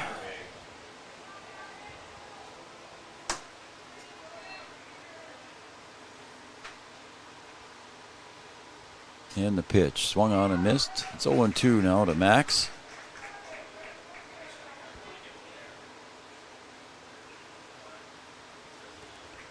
Dan Schmidt watching here, and he Googled it for us. So we'll have an answer for you here on how many baseballs are used on average. There we go. Thanks, Dan. It's 1 ball, 2 strikes. His answer? 8 to 10 dozen baseballs used each game. So my ciphering is right. 10 dozen would be 120. That's a lot of baseballs. That is. Pitch swung on and fouled over to the third base side. Rolls into the dugout. Got a West Fargo player doing a little hop, skip, and dance over there. Yeah. Cooper Mapes thought it was going to hit his feet, so he just took the jump. It looks like he's got the iPad in his hands. No, folks, he's not watching a video in there. He's taking book. That's how they do it these days. No more paper and pencil like Joe and I are doing up here. No. 1 ball, 2 strikes. Swung on, fouled right into the mitt of Medina, and he hangs on to it. And a strikeout is recorded on Max Coppervig. Ethan Muckow. Yeah, it's interesting here, Coach. It's all iPads nowadays. It's been for a few years, obviously, and we when we rebuilt the dugouts, we made sure we had power, and I asked for power in the first base dugout, and it never got put in, and we haven't got it there yet. But call strike here to the hitter, Ethan Muckow. And they didn't get power put into the first base dugout, and that's what everybody wants. They need a charger for their iPads because everybody's got one now. And it is handy. You can place the ball exactly where it landed. So as the season continues, you kind of get a scouting report built into the iPad, depending on what software you do use. It's Game Changer or iScore generally, and it really is cool to see. You get a spray chart on there. Your stats continue to roll over, so as a coach, you don't need to sit down and punch stats, and it's crazy. It really has simplified things. Pop fly to left field. Hussars coming in a couple steps and makes the catch. That retires the side here, but Casselton scores 2 insurance runs here in the bottom of the 4th, and they lead now 5-2 as we're going to go to the top of the 5th on Three Borders Sports Network. Your Farmers Union Insurance score, the West Fargo Aces 2, Casselton 5. Back after this. Did you know that we serve? Since the inception of Vaderstadt, the spirit of innovation has led the company. We push the limits, providing innovative and reliable seeding and tillage solutions that simplify everyday life for farmers. We continue to reimagine the capabilities and technology behind farm machinery, providing customers with a perfect emergence while maximizing their yields. We look forward to growing together. Ellard Excavating has been serving contractors and landowners of Richland and Wilkin County for over 55 years. Ellard Excavating services includes digging basements, replacing culverts, tree removal, ditching, and demolition of old buildings. Dependable, honest, and hardworking are just a few words that describe Jason and his crew at Ellard Excavating. Call Jason today at 701-899-0601. Ellard Excavating is a proud supporter of Wahpeton baseball. Good luck, Wahpeton, at the East Region Tournament.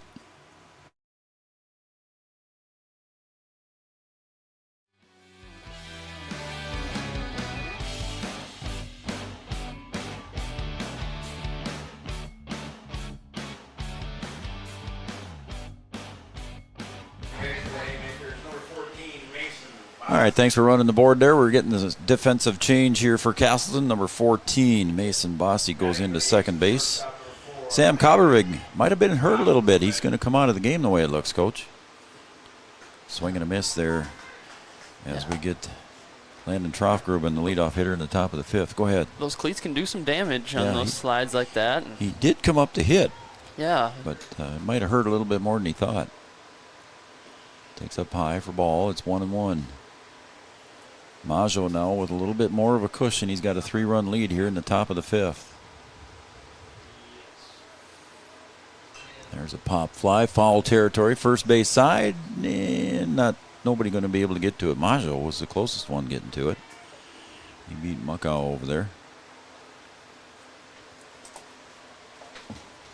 So yeah, he might have had a slight injury there that Sam Cobbervig couldn't quite get to it. And couldn't quite come back, I should say. 1 ball, 2 strikes here to Troffgruben. Pitch is tight, 2-2.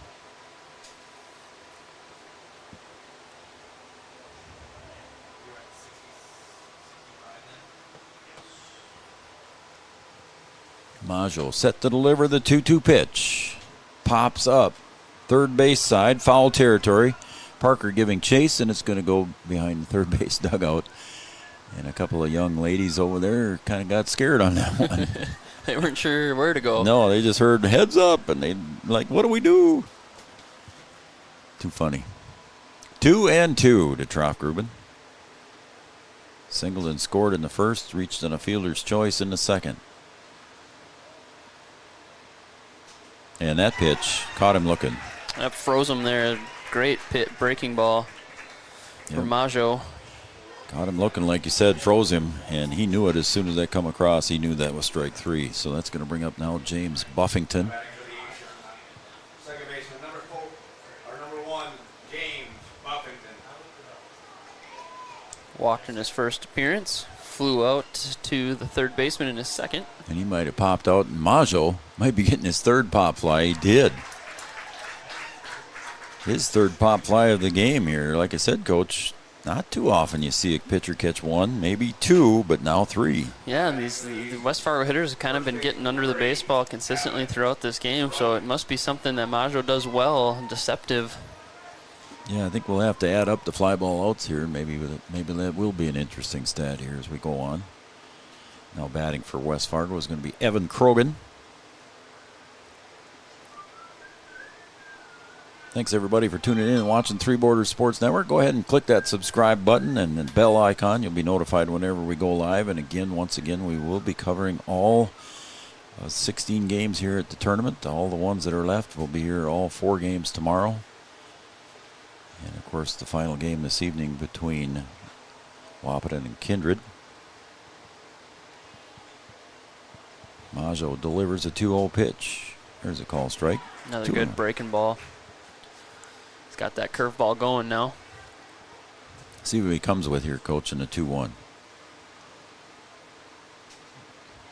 And he got that one for strike 2. It's 2-2. He's locating his breaking ball better than he is his fastball right now. That's what I was thinking. What he's going to. Yep. Deuce is wild. 2 balls, 2 strikes, 2 outs, and the pitch. That one's low and in the dirt. Parker stops that one. It's full count. He wants another ball. We'll give the other one back to Kelly.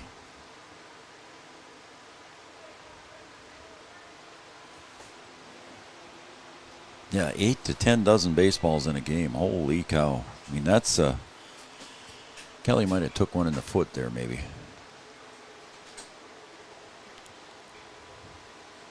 Eight to 10 dozen baseballs. That's maybe 8 to 10 dozen baseballs in a season for a Legion team. Yeah, and that's spendy enough. Think of the money spent on baseballs throughout the major leagues. My goodness. Oh, they're not short of any cash there. No, I don't think so. 3-2, 2 outs to the hitter, Evan Krogan. The pitch sails up high. It's ball 4. We just want to see the Pohlads spend that money for the Minnesota Twins and bring some talent in. And they have been the last couple of years. I don't think you can really get on them anymore. They brought in Josh Donaldson. We had Irvin Santana, who was a big contract before that. Carlos Correa, of course. Hopefully we can hang on to him. It's going to be interesting to see what happens with Carlos Correa. Are we going to make any moves at the trade deadline, Joe? That's the question. That's another question. Brady Medina steps up. I don't think they dare get rid of Byron Buxton now. No. God, if that guy could just stay on the field, unreal talent. And bounces in the dirt, and Parker keeps it up in front. Krogan stays at first base, and it's 1-0. One thing I know for sure is the Twins could use some bullpen help if they're going to try to make a run at things down the stretch this year.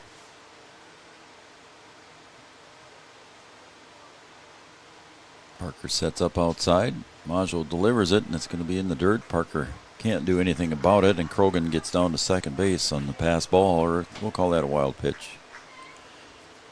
It was in the dirt.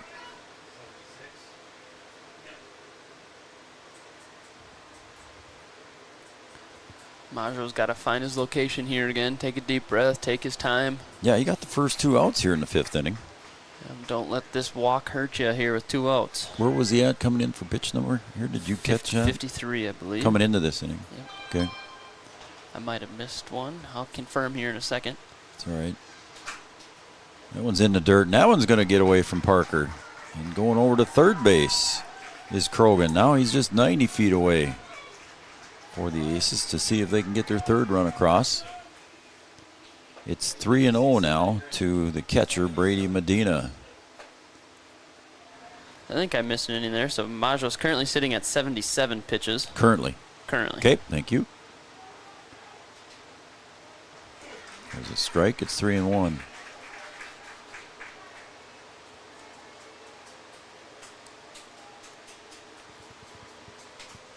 The pitch on the 3-1 count. Call strike at the knees. It's 3-2. So coming back here after getting behind in the count, 3-0. It's 3-2 now.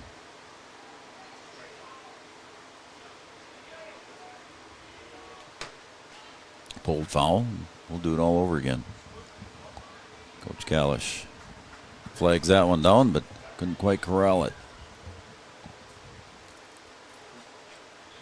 These coaches in this East region, they all know each other very well, all respected.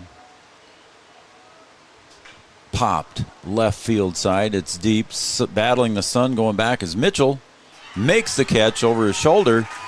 And the side is retired. Again, that sun's coming down a little bit, so it's going to get tough on that side of the field. That is a tough play to make. Stranding one at third base here. The West Fargo Aces trail Casselton as we go to the bottom of the 5th.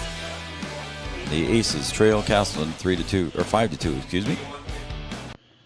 Thrivent and Will Ulick provides clarity for where you are today, confidence for where you go tomorrow. Thrivent combines financial expertise with purpose-based planning to help you with where you are today and where you want to be tomorrow. At Thrivent, Will Ulick can help you address a variety of complex subjects to meet your unique wealth management needs, from retirement planning to investment management and estate planning. Thrivent, what are you invested in? Thrive with purpose. Thrivent and Will Ulick supports all area sports teams and wishes them the best of luck.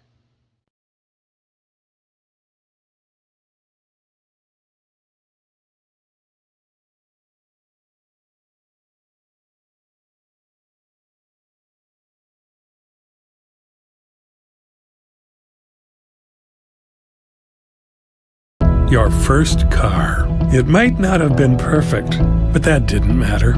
You loved it because you worked hard for it. You took care of it, and it took care of you, your friends, and maybe that someone special. And through it all, we were there working with you, for you, to make sure it was a smooth ride. Then and down the road.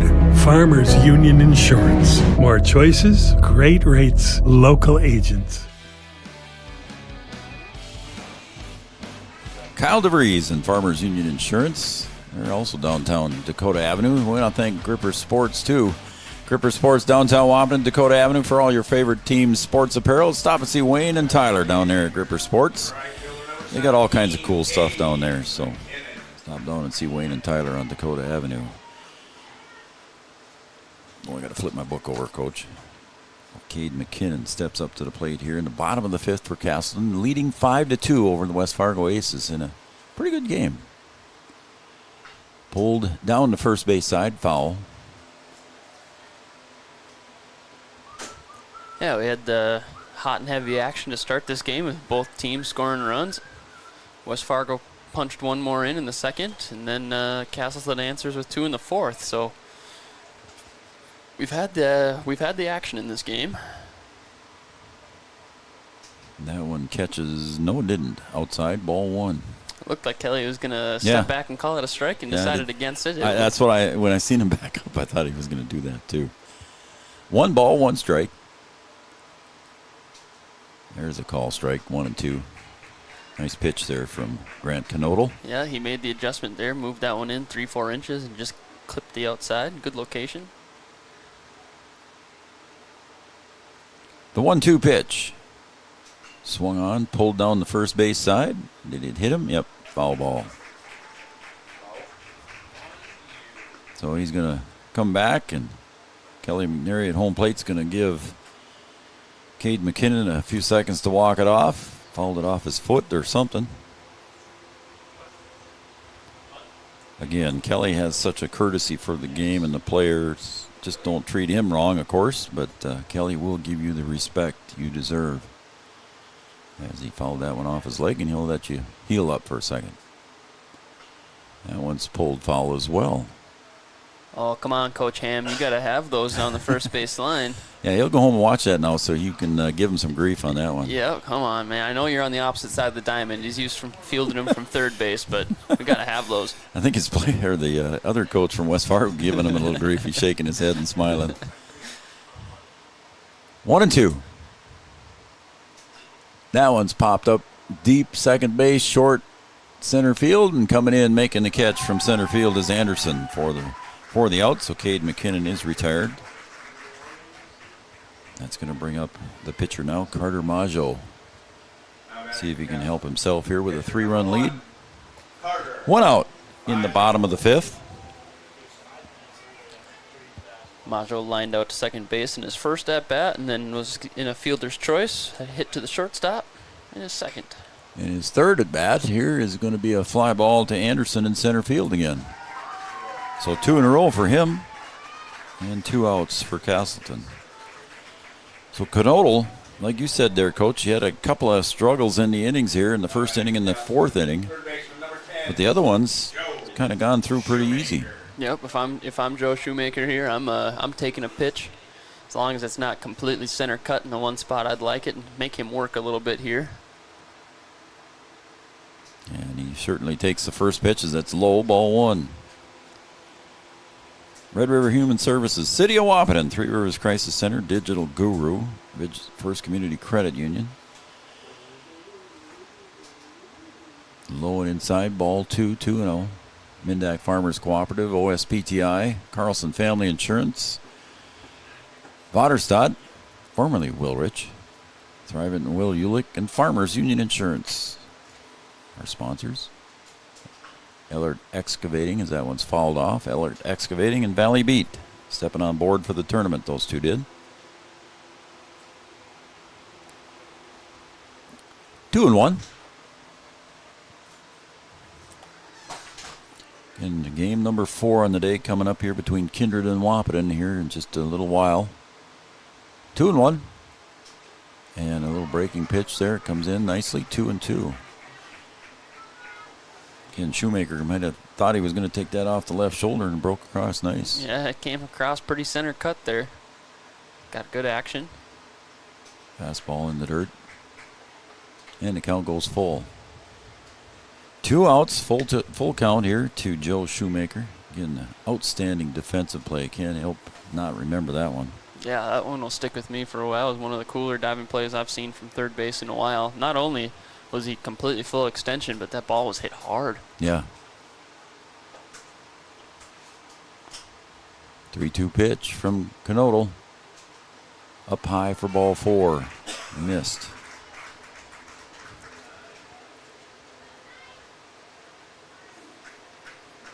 I think third walk issued there, I believe, by Knodel. We got a timeout here. We got a mound visit. We got a pinch hitter as well. Okay. Pinch hitter coming up for Casselton. Looks like it's going to be number 18, Tyler Crochet.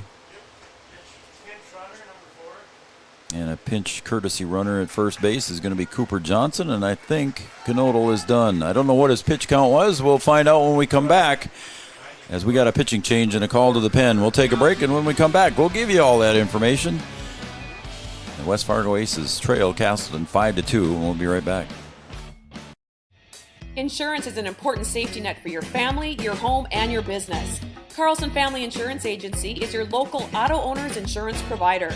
At Carlson Family Insurance, they work for their clients, not the companies.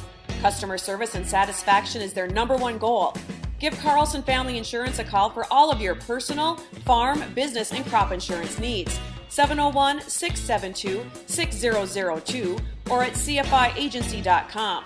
Carlson Family Insurance, your auto owner's insurance agent. Insurance is an important safety net. OSPTI has been the therapy clinic of choice for over 15 years here in the southern Red River Valley. At OSPTI, they strive to have the most up-to-date treatment options available with their hands-on method to decrease your symptoms and ensure quality care. Their motto at OSPTI, we strive to meet your goals. Locally owned on 5th Street North in Breckenridge. OSPTI.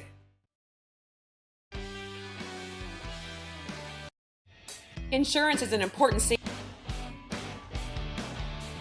All right, welcome back to Three Borders Sports Network. Welcome back to John Randall Field. Welcome back to Chankapa Park in Wahpeton, North Dakota. I'm Joe Schreiner, Austin Emdeck. Our call to the pen was brought to you by OSPTI, your therapy clinic of choice, with locations in Fergus Falls, Hankinson, and Breckenridge. OSPTI call to the pen brings in Trey Hussar from left field.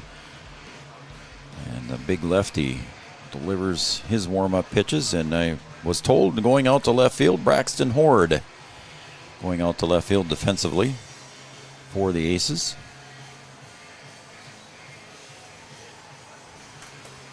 So I got to make that change here. Didn't do that. Did you hear how many pitches Knodel finished with? I did not. Okay, I'll put you. There you go.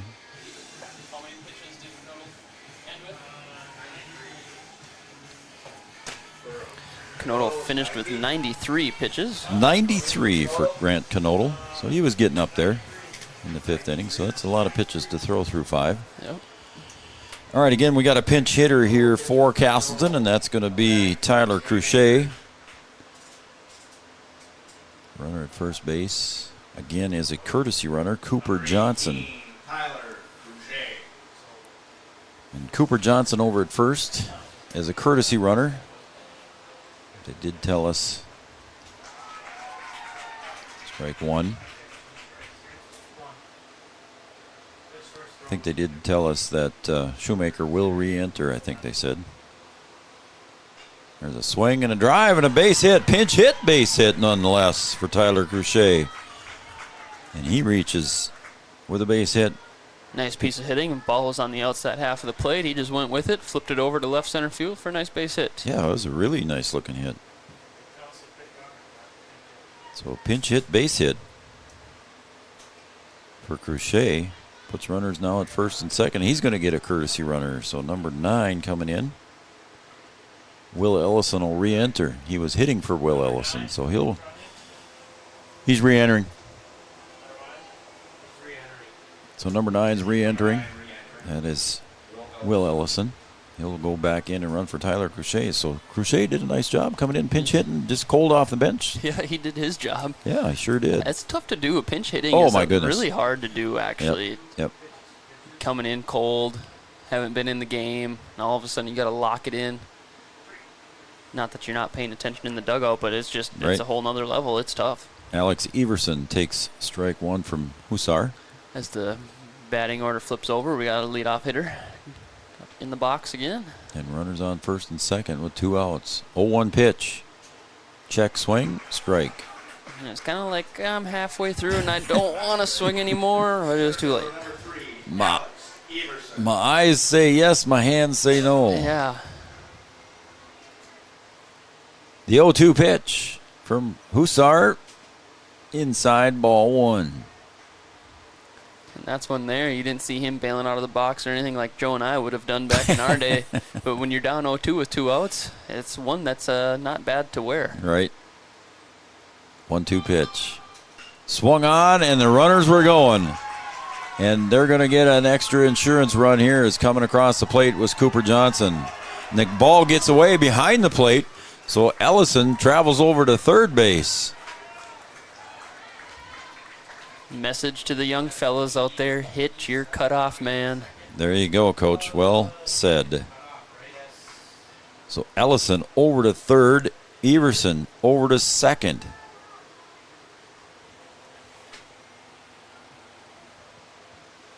On the base hit by Everson. And Casselton's had 2 runs scored out of their 9-hole now. It's just, again, reiterating how important it is to get that runner on at the end, bottom of the lineup.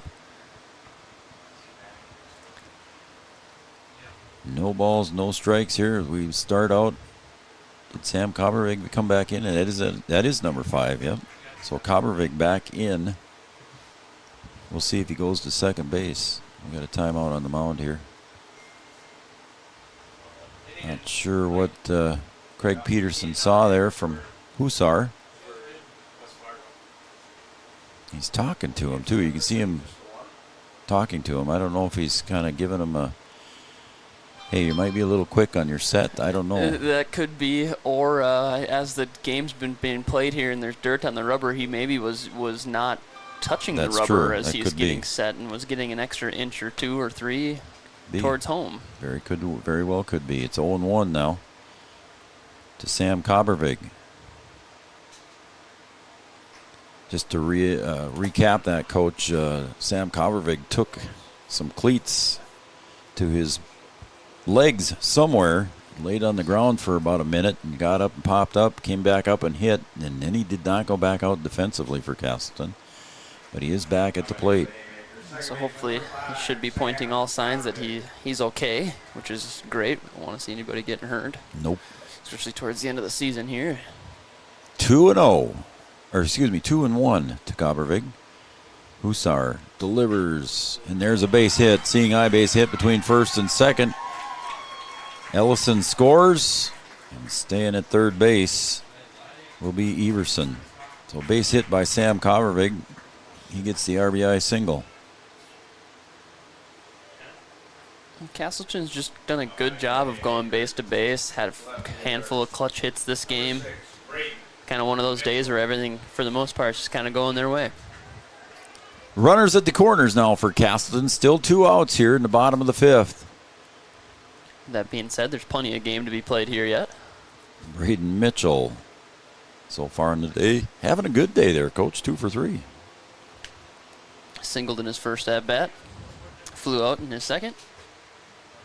Takes inside for a ball. and had an RBI single his last at-bat. 1-0. Braden Mitchell, the left fielder for Casselton. So our lefty holds the runner on, comes across with ball 2. Had a good cheeseburger here today, thanks to Tim Stiles and Fairmont Lockers, and good cheeseburger grilled up there by Jay Timian with some fried onions. Oh, man, that was good. That was real good. Pickoff move, not in time. And it adds a couple taste points when you can eat it at the ballpark, no matter what. Yep. So if you're coming down to watch the 4th game tonight, get that cheeseburger. It is very tasty. Highly recommended. There's a base hit to right. That'll score another run for Casselton. Round in second, heading for third. I think Sam Cobbervig is just fine. Yeah, he sure looks fine going first to third there, didn't he, Joe? He sure did. A nice base hit there. Timely base hit for Braden Mitchell. And the score now is 8-2 in favor of Casselton. So Hussar has come in and given up a couple of runs here for Casselton. We got a timeout here. Looks like we're gonna get a what are we gonna get here? An offensive timeout. It is. Looks like that's what it's gonna be. So an offensive timeout here taken by Casselton. Coach Tyler Schmidt wants to talk to his guys. With runners on the corners, we're going to see what's going to happen here with 2 outs. I don't know what he's trying to manufacture with 2 outs, but interesting call here as he's got Max Cobbervig coming up to the plate. It could be a situation where you're preparing for Braden Mitchell to take off to second base and potentially try to get in a rundown and score your runner, but that would seem a little bit odd with your 4-hitter at the plate. But who knows? You're just preparing yourself. And it could be, yeah. Again, we've talked several times here. You're not trying to pad the score here. Now you might be thinking about, okay, are we going to get that 10-run rule? Mm-hmm. I can save some pitching here. Everybody stays put. And then strike 1 delivered to Max Cobbervig. Again, it's with this pitch rule in effect here, the pitch count. Coaches coach a little bit different than when you and I played. Right. Yep, there's no doubt about that. Swung on and a ground ball to Troffgruben at second. He'll flip it over to Buffington. It's covering the bag, and Mitchell is retired at second base. So that's going to end the 5th inning here. Casselton ends up scoring 3 more here in the bottom of the 5th. They take the lead 8-2 as we're going to come back for the top of the 6th after this. Your first car. It might not have been perfect, but that didn't matter. You loved it because you worked hard for it. You took care of it, and it took care of you, your friends, and maybe that someone special.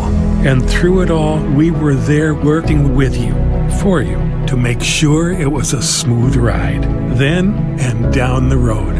Farmers Union Insurance. More choices, great rates, local agents.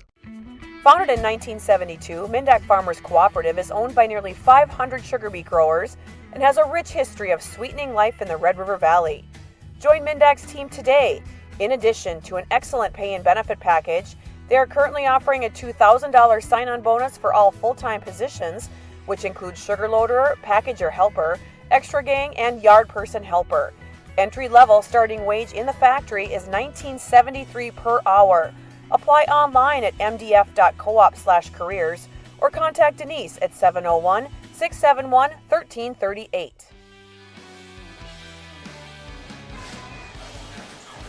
And just like that, we're right back after the break.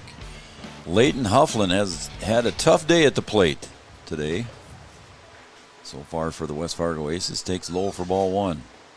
And we hadn't seen that at all this tournament so far. He had been playing very, very well at the plate, on the mound. Been playing right field pretty well. Pulls that one down the first base line, and he'll get a base hit. That one got underneath the glove of Muckow over at first base. And now he's happy, standing at first base with a single. Kelly better get a ball or two out of his bag on the hip there as he came out to get a good view of that play of one snuck out of the bag. I'll be darned. I don't know if I've ever seen that before. Yeah, I haven't either, I don't think.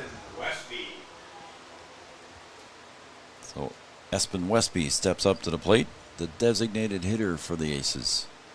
Aces going to try and make something happen here, and the pickoff move doesn't work.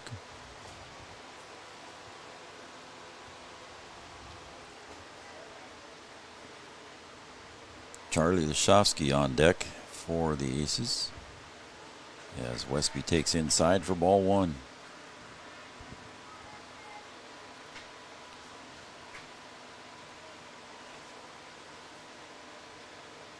And the pitch popped up center field.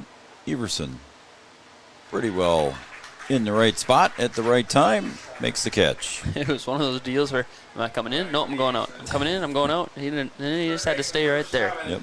I had played a lot of outfield throughout the years, and I believe those are the hardest ones when they're right at you. Yes. And you don't have to go anywhere, but it feels like you do. Charlie Lashofsky steps up to the plate. I know a runner at first base with one out is Hufflin. Comes up high. I know when I played softball, I played a lot of left field. They wanted I'm not saying I was speedy, but my speed was needed with a bunch of older guys out in left field. And I hated those line drives. No, he's safe. Was close. The fans got fired up for that one. Yeah, they did. Parker threw it down to first. I think he's telling his bench to settle down. Everybody was fine. He was safe. Yeah, those line drives are just like knuckleballs coming right at you. Popped up left field. Third Mitchell. baseman had no idea where it was. He didn't, huh? Mitchell makes the catch. Shielded the sun with his glove. Nice job out there by Mitchell. Yep, that's how I always preferred to do it. You just keep the ball, you keep your glove right in that sun, and generally you don't have to move your glove too much to let that ball fall right in there. A good one for the young kids at home to learn, too. Played well by Braden Mitchell.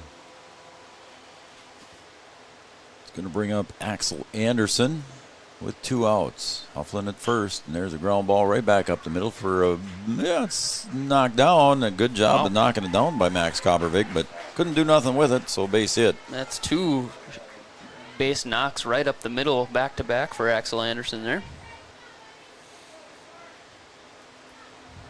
I didn't think Koppervik had a chance to get to that ball. I didn't either. So he got over there in a hurry and knocked it down. Might have saved Hufflin from going from first to third. Yeah, kept that force on, and that can be huge. Yep. 2 outs, though, here. And that's going to bring up the pitcher now, Trey Hussar. That's one thing that Kelly likes to do behind the plate is talk to the players, too. He just doesn't mind visiting with them and say, how you doing? What's going on? Feeling good? How's the heat? Yeah, that's good. That's what it's all about. Mm-hmm. Maggio delivers, and there's another one right back up the middle. This time Koppervik had it figured out, and he flips to Sam for the out, and the side is retired here in the top of the 6th. We're going to go to the bottom of the 6th coming up next on the Farmers Union Insurance Scoreboard. The Aces 2, Casselton 8. Back after this. OSPTI has been the therapy clinic of choice for over 15 years here in the southern Red River Valley. At OSPTI, they strive to have the most up-to-date treatment options available with their hands-on method to decrease your symptoms and ensure quality care. Their motto at OSPTI, we strive to meet your goals. Locally owned on 5th Street North in Breckenridge. OSPTI.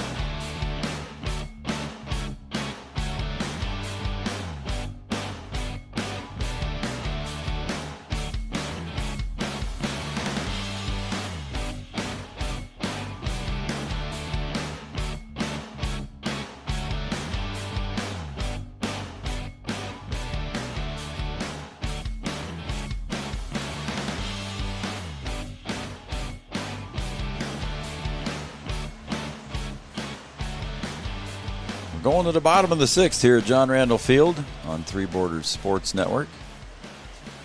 Casselton with a 6-run lead here, 8-2.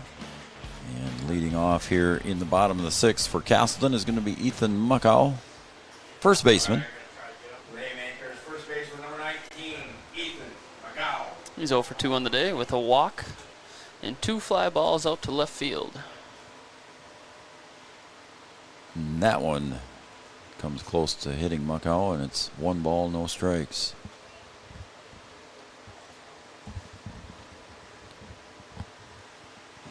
That one's low and in dirt. Ball 2-0. Last year's championship for the East Region was decided in Kindred, Wahpeton defeating Kindred. So it's kind of a rematch here tonight in the semifinal. One of the interesting things here, Coach, in this tournament, they decided not to go to basically a true double elimination. Okay. These guys, the winner of this game and the winner of the next game, will both go to the championship game, and that will decide the East Region champion. So you won't get a chance to come back. It's just a single game. It's not a double dip scenario. Correct. And that's ball 4. So Muckow reaches on the walk. I like to reiterate this too. You know, you're going to look at the scorebook or the official stats in the day and see Muckow 0 for 2. But in my opinion, he's 2 for 4 today. You know, he's walked twice, he's got on base twice, and batting average can be a little overrated at times. It's all about that on base percentage. He's had good at bats, reached first base twice. He's 2 for 4 in my book. There you go. Well said. Logan Broughton goes into courtesy run. Cade McKinnon coming to the plate.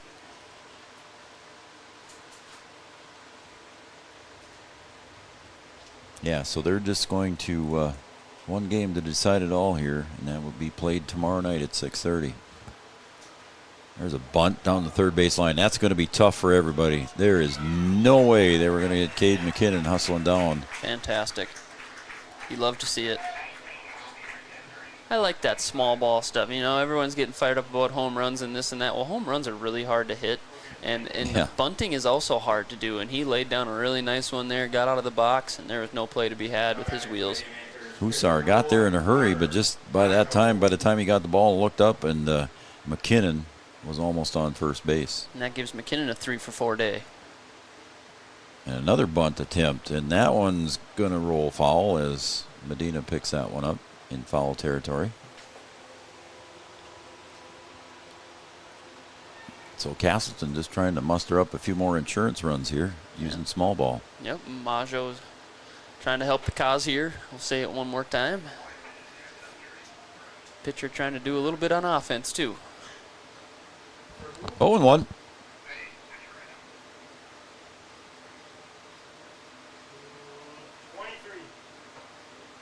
And the pitch. And again another bunt. This time Hussar picks it up. He'll wheel it back to Buffington, covering first.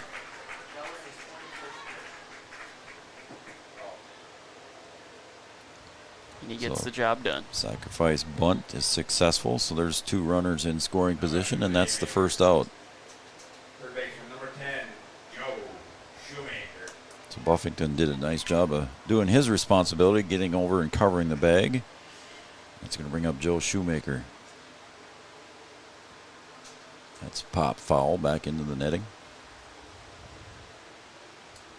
Steady line of people filing in here, Coach. A lot of folks coming in across the grandstand in front of us. Yeah, it's walking back and forth. As you guys can see on the camera, most of the seats are filled up here in the grandstands. Down the lines are quite full. Pulled down the third base line. He'll come home with it. Did he bobble it? He did. Is he going to say? Yep, he's safe. Throw came home from Lashovsky to Medina, trying to get the runner coming home, and Medina couldn't quite handle it. It was a low throw, and Medina couldn't quite handle it, and everybody's safe. So the 9th run comes across, and I believe McKinnon went to third, didn't he? Yeah, he must be on third. Yep. So Shoemaker reaches. We say West Fargo coming to the mound here. Okay, we got a mound visit. That's brought to you by Carlson Family Insurance, located on 2nd Avenue in downtown Wahpeton. Looks like we're going to get a pitching change. Carlson Family Insurance customer service is #1 goal with their satisfaction as well. We're going to take a break, and our call to the pen coming up right after this on the Farmers Union Insurance scoreboard. It's 9-2. Favor Casselton. Insurance is an important safety net for your family, your home, and your business. Carlson Family Insurance Agency is your local auto owner's insurance provider. At Carlson Family Insurance, they work for their clients, not the companies. Customer service and satisfaction is their #1 goal. Give Carlson Family Insurance a call for all of your personal, farm, business, and crop insurance needs. 701-672-6002 or at cfiagency.com. Carlson Family Insurance, your auto owner's insurance agent. OSPTI has been the therapy clinic of choice for over 15 years here in the southern Red River Valley.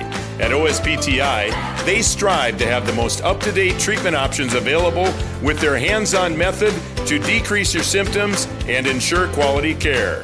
Their motto at OSPTI, we strive to meet your goals.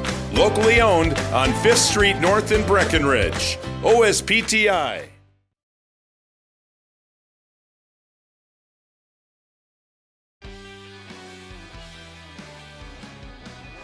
Sorry, man, I was a little bit late with the music on that button. Well, that's okay. OSPTI call to the pen, your therapy clinic of choice, with locations in Fergus Falls, Hankinson, and Breckenridge. Trying to get all these buttons pushed and, and substitutions made on your book. On the book is it's a lot to do here. Yep, we had a pitching change, and the call to the pen brought to you by OSPTI brings in Cooper Mapes to pitch for West Fargo, and Trey Hussar goes back out to left field. So there's your changes defensively for West Fargo, with 1 out and runners on the corners. And bunt there by Ellison's going to go foul, so Coach Schmidt using the small ball here a lot. He is. I said early on, I don't think he's going to do small ball too much, but here he is trying to suicide squeeze runners in. This inning, they definitely got into the small ball. 3 bunts in the inning. We're in the bottom of the order here. 9-hitter. Very productive day. 2 for 3, 2 runs scored. And the pitch sails up a little bit high for Cooper Mapes. It's 1-1. So Cooper Mapes was down in the bullpen. Got a chance to warm up before he came in. Facing Will Ellison. Pickoff move to first, and it goes away, and that's going to bring in a run. Everybody's going to hold up after 1 base. Coming in to score was Cade McKinnon from third. 2nd run of the inning, and now it's a 10-2 game.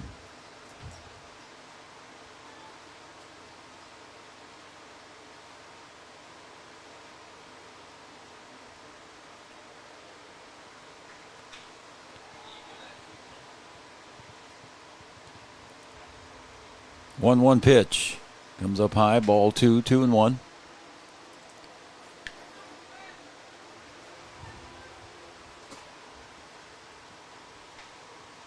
Two balls, 1 strikes to Will Ellison.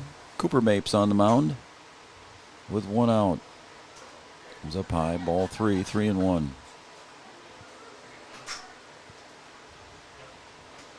10-2 lead here for Casselton. We're in the bottom of the 6th. Now you're looking to score 2 more runs possibly if you're Casselton.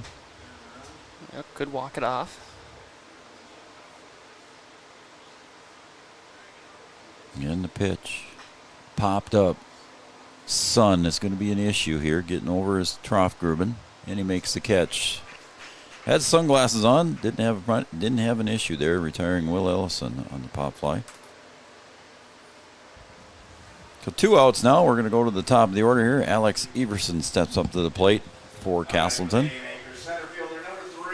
leading 10-2. He's 3 for 4 on the day. He's got 3 singles, scored 3 runs, and he's got an RBI. Very productive day for Alex. He'll pop that one foul over to First Street on the first base side. Nestled in right along the river is John Randall Field, on the other side of that dike that you see in the one shot here. That is the Red River of the North.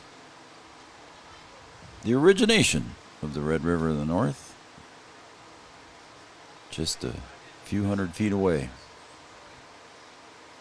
in downtown Wahpeton and Breckenridge. Swung on, and there's a seeing eye single. So Everson continues his good day at the plate. Throw comes in on the cutoff, and staying at third base is Shoemaker. And 4 for 5 on the day. Great day. Heck of a performance. When you can bat 800, you're out doing Grant Sander. Yeah, that's right. He didn't really. And mostly anybody. Yeah, that's true. Well, he's locked into that pitch count over there, Joe. Yeah, he is. Sam Kabervig steps up to the plate. Also having a decent day at the plate, Coach. Yes, he is 3 for 4 on the day as it sits right now. He scored a run and has 2 RBIs.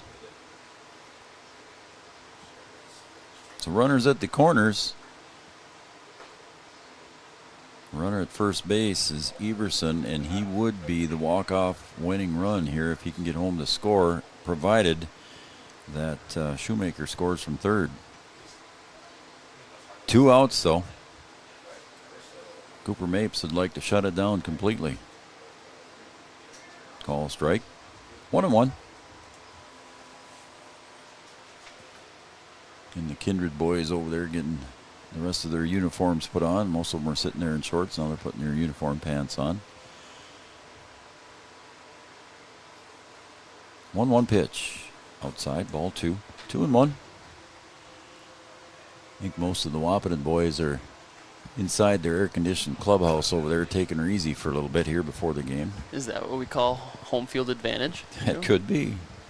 Could be. 2-1 from Mapes. Comes up high, ball 3.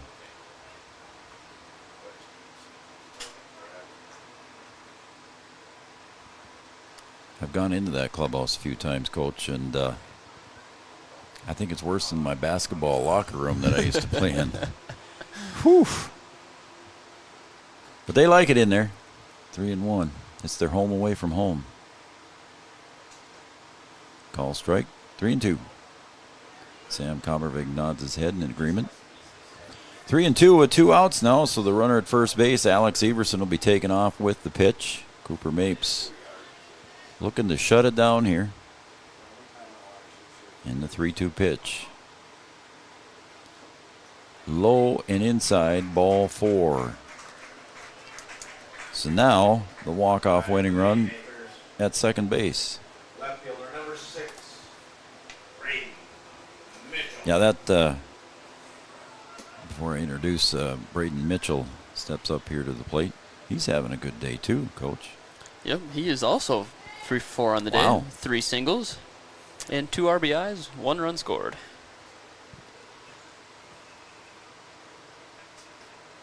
Boys like to, after practices are over, or even when the game's over, they like to hang out in there and just talk and have fun and do what boys do. And rehash the games in there. Yeah, they have a good time in there.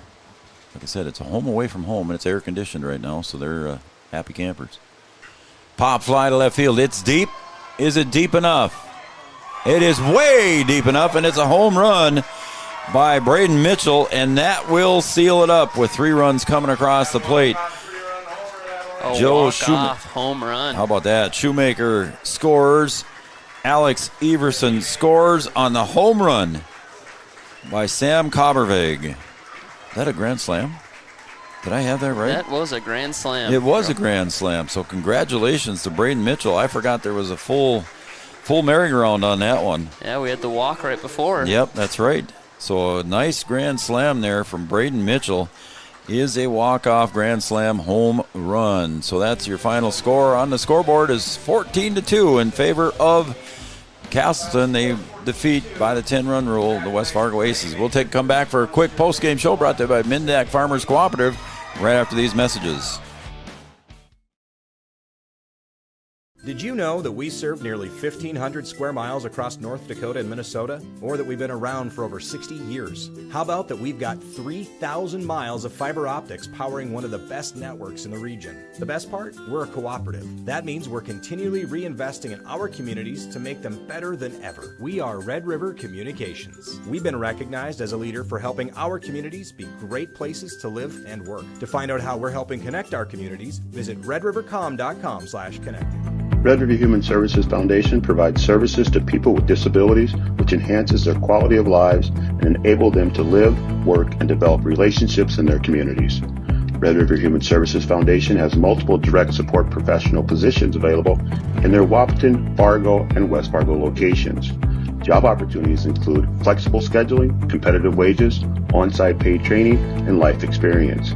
Voted #1 place to work for the past 5 years, join their team and apply online at www.rrhsf.org. Red River Human Services Foundation supports all local area sports activities and wishes everyone the best of luck. The Wahpeton Daily News wishes all area sports teams the best of luck this year. The Wahpeton Daily News thanks you for supporting local journalism, including the Daily News and the News Monitor. Keep up with local news, sports stories, and personal interest stories in our papers. Check out www.wahpetondailynews.com for more information about our e-newsletter right at your own computer. The Daily News supports all area sports teams and wishes all of the teams the best of luck this season.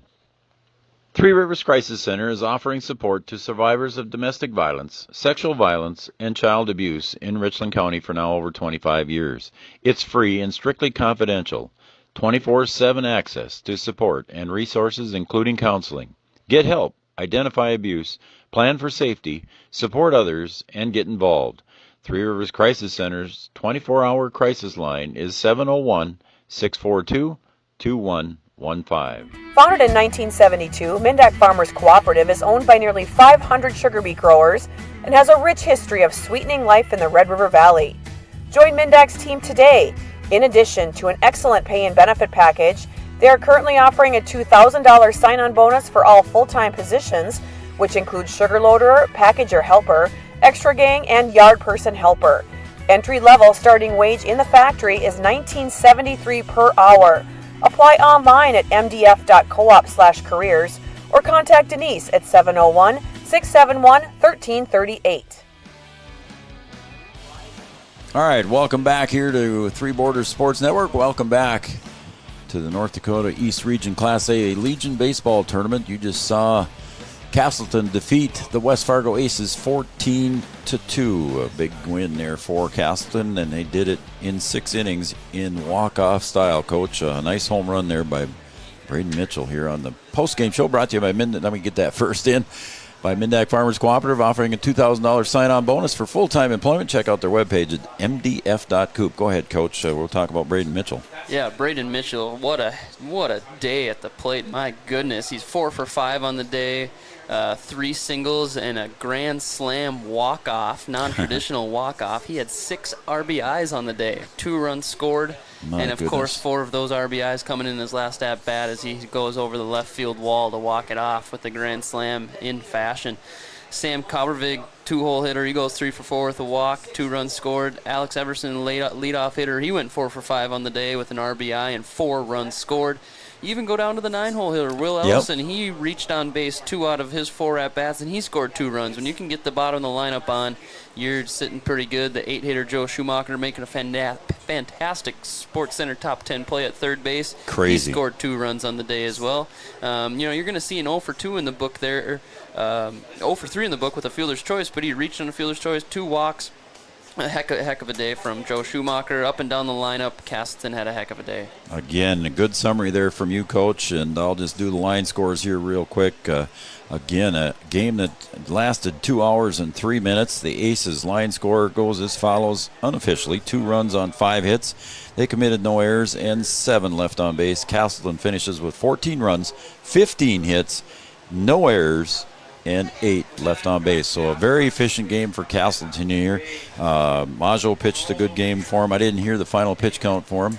90 for Majo. 90 for Majo, so he's done for the tournament. But again, a great game here. Got Casselton into the semis, so they are guaranteed to go to the state tournament, as they will be at least the 2 seed and possibly the 1 seed. And that will be determined tomorrow night at 6:30 as they take on the winner of this game between Kindred and Wahpeton. What a good game there for Casselton offensively, and the West Fargo Aces are not done.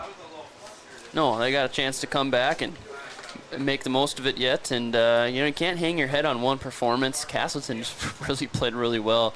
And West Fargo got a couple things they can clean up at tonight, and talk about things that they want to get better at, as you can, whether you win or lose. So some things to clean up, and I think they can make a decent run at it yet tomorrow. So West Fargo Aces will play tomorrow at 1:30.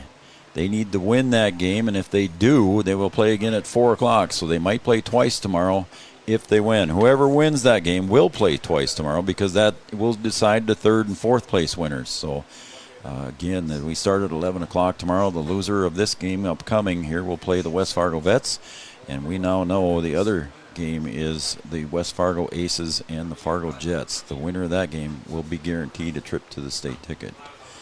All right, Coach, I think that's going to wrap it up. We'll wrap up the Mindac Farmers Cooperative post-game show. We're going to take a break, and we'll come back here, find our link on the ThreeBordersSportsNetwork.com webpage. We'll come back with Wahpeton and Kindred coming up next. Again, your final score on the Farmers Union Insurance scoreboard, 14-2. The Casselton Haymakers defeat the West Fargo Aces. For Austin Emdeck, Brian Watson, I'm Joe Schreiner. Good night, everybody. We'll see you in a little bit.